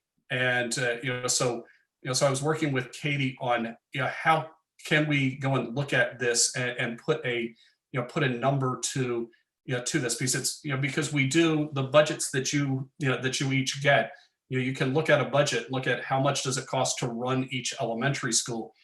So we could go and equalize we could look at the regional agreement and say maybe the regional agreement needs to change so that we equalize and have each town pay pay for the operation of their elementary schools, which would be that that equalizing the subsidy thing, or we could say that we should have each elementary school have comparable per pupil spending, and if one elementary school is having more per pupil spending, that the town that elementary school is in should be offsetting that.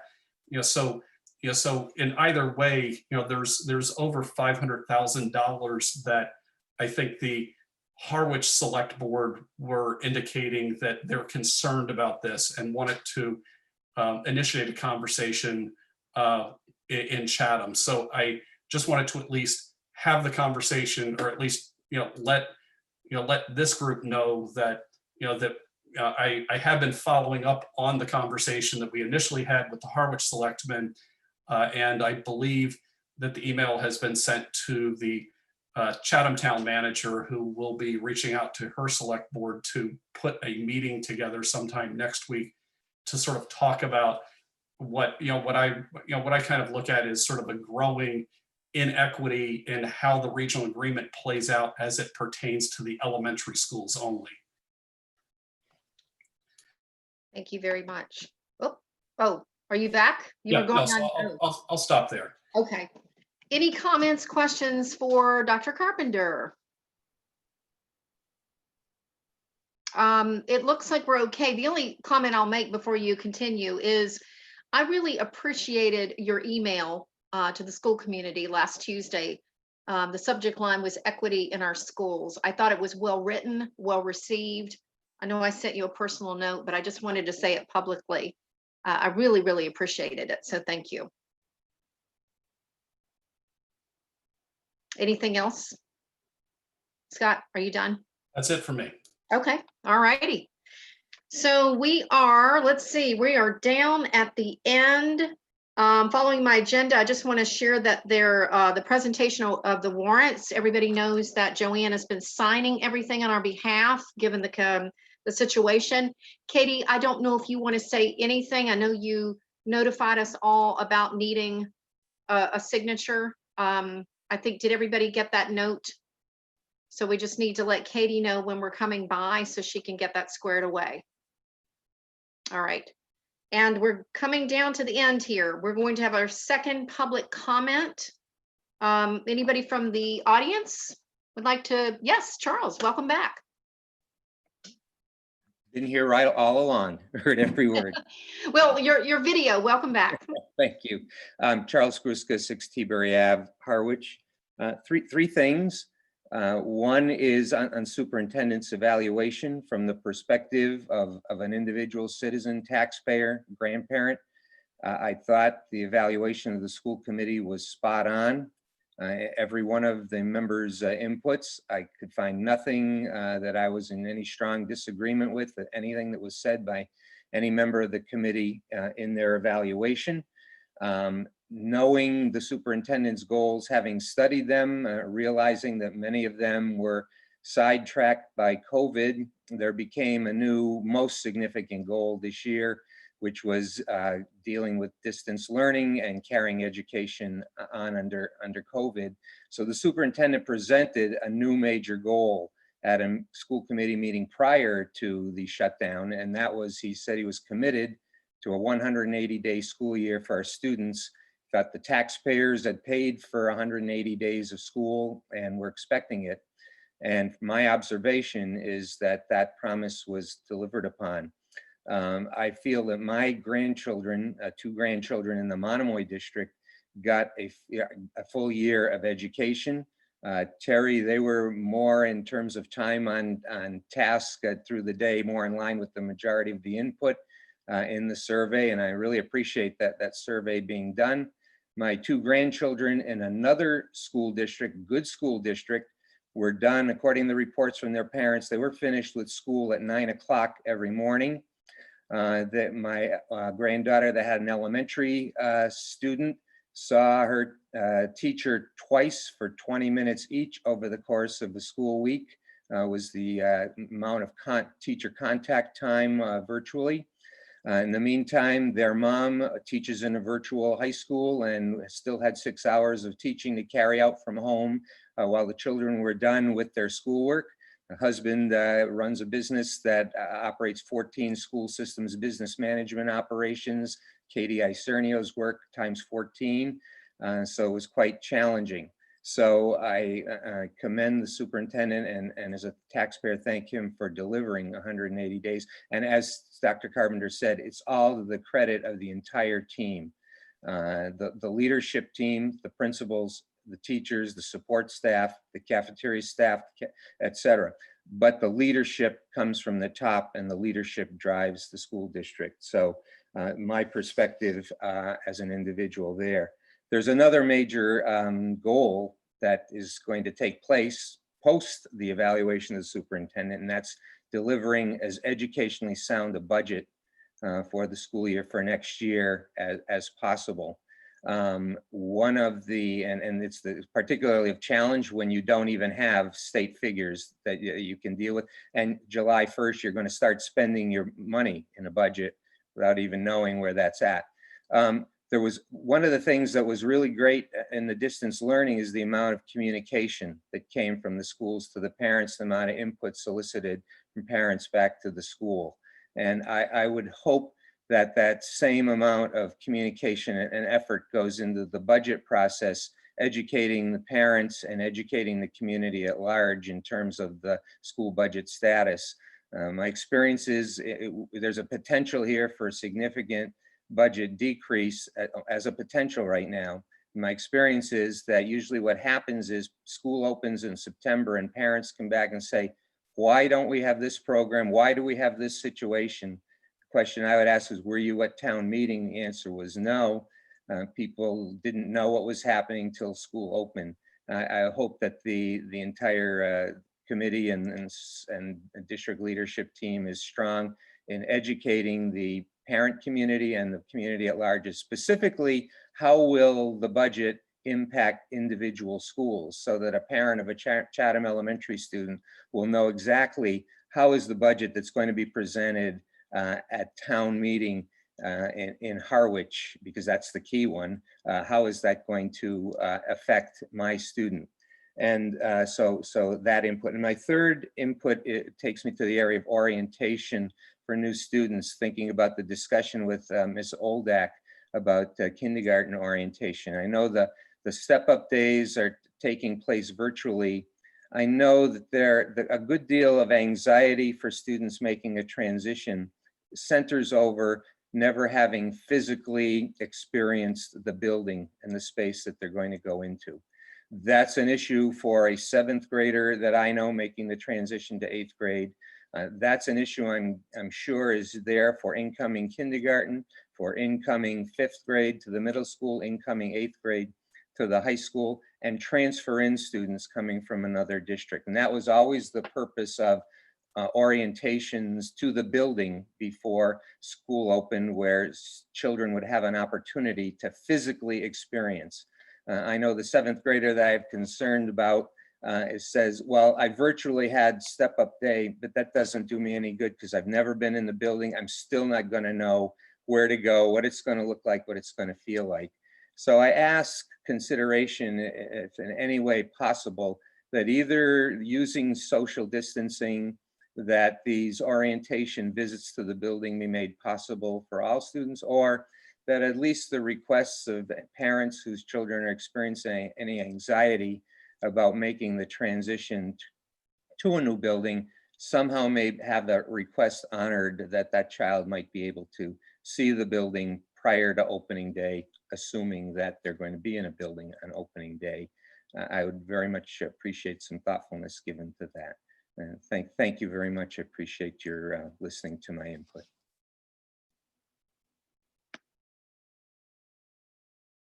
Thank you. We always appreciate your comments, so thank you so much. Anybody else from the public? Anybody else? All right, before we move to adjournment, Joe, you had asked me to add something here, which I wrote down. You wanted to add an agenda item, so we're back to you. Well, thank you so much for remembering. At our next meeting on June 25th, we will be voting on the superintendent evaluation. Following that vote, I would request we add an item called the superintendent evaluation schedule. And I would want to kick off the discussion on that point. Okay. Leah's So- added that. I see her nodding her Yeah. head. Yeah, Okay. the superintendent evaluation schedule would be the item to be put on the agenda, if agreeable. Okay. Everybody good with that? Okay. All right. Any final comments before we adjourn? All right. So if everybody can come off mic and we'll do our roll call for the evening. A motion to adjourn, please. So moved. Second, And a second, Joe moved, Sharon seconded. So roll call, Terry, Yes. Joe, Aye. Nancy, aye. Sharon, Aye. Joanne, Yes. Meredith, Aye. and I'm an aye. So it is unanimous and we now adjourn. Thank you, everybody, for coming. We will see you in a couple weeks. Right. Nice seeing Aye. everybody. Aye. Stay safe. Good night, everybody.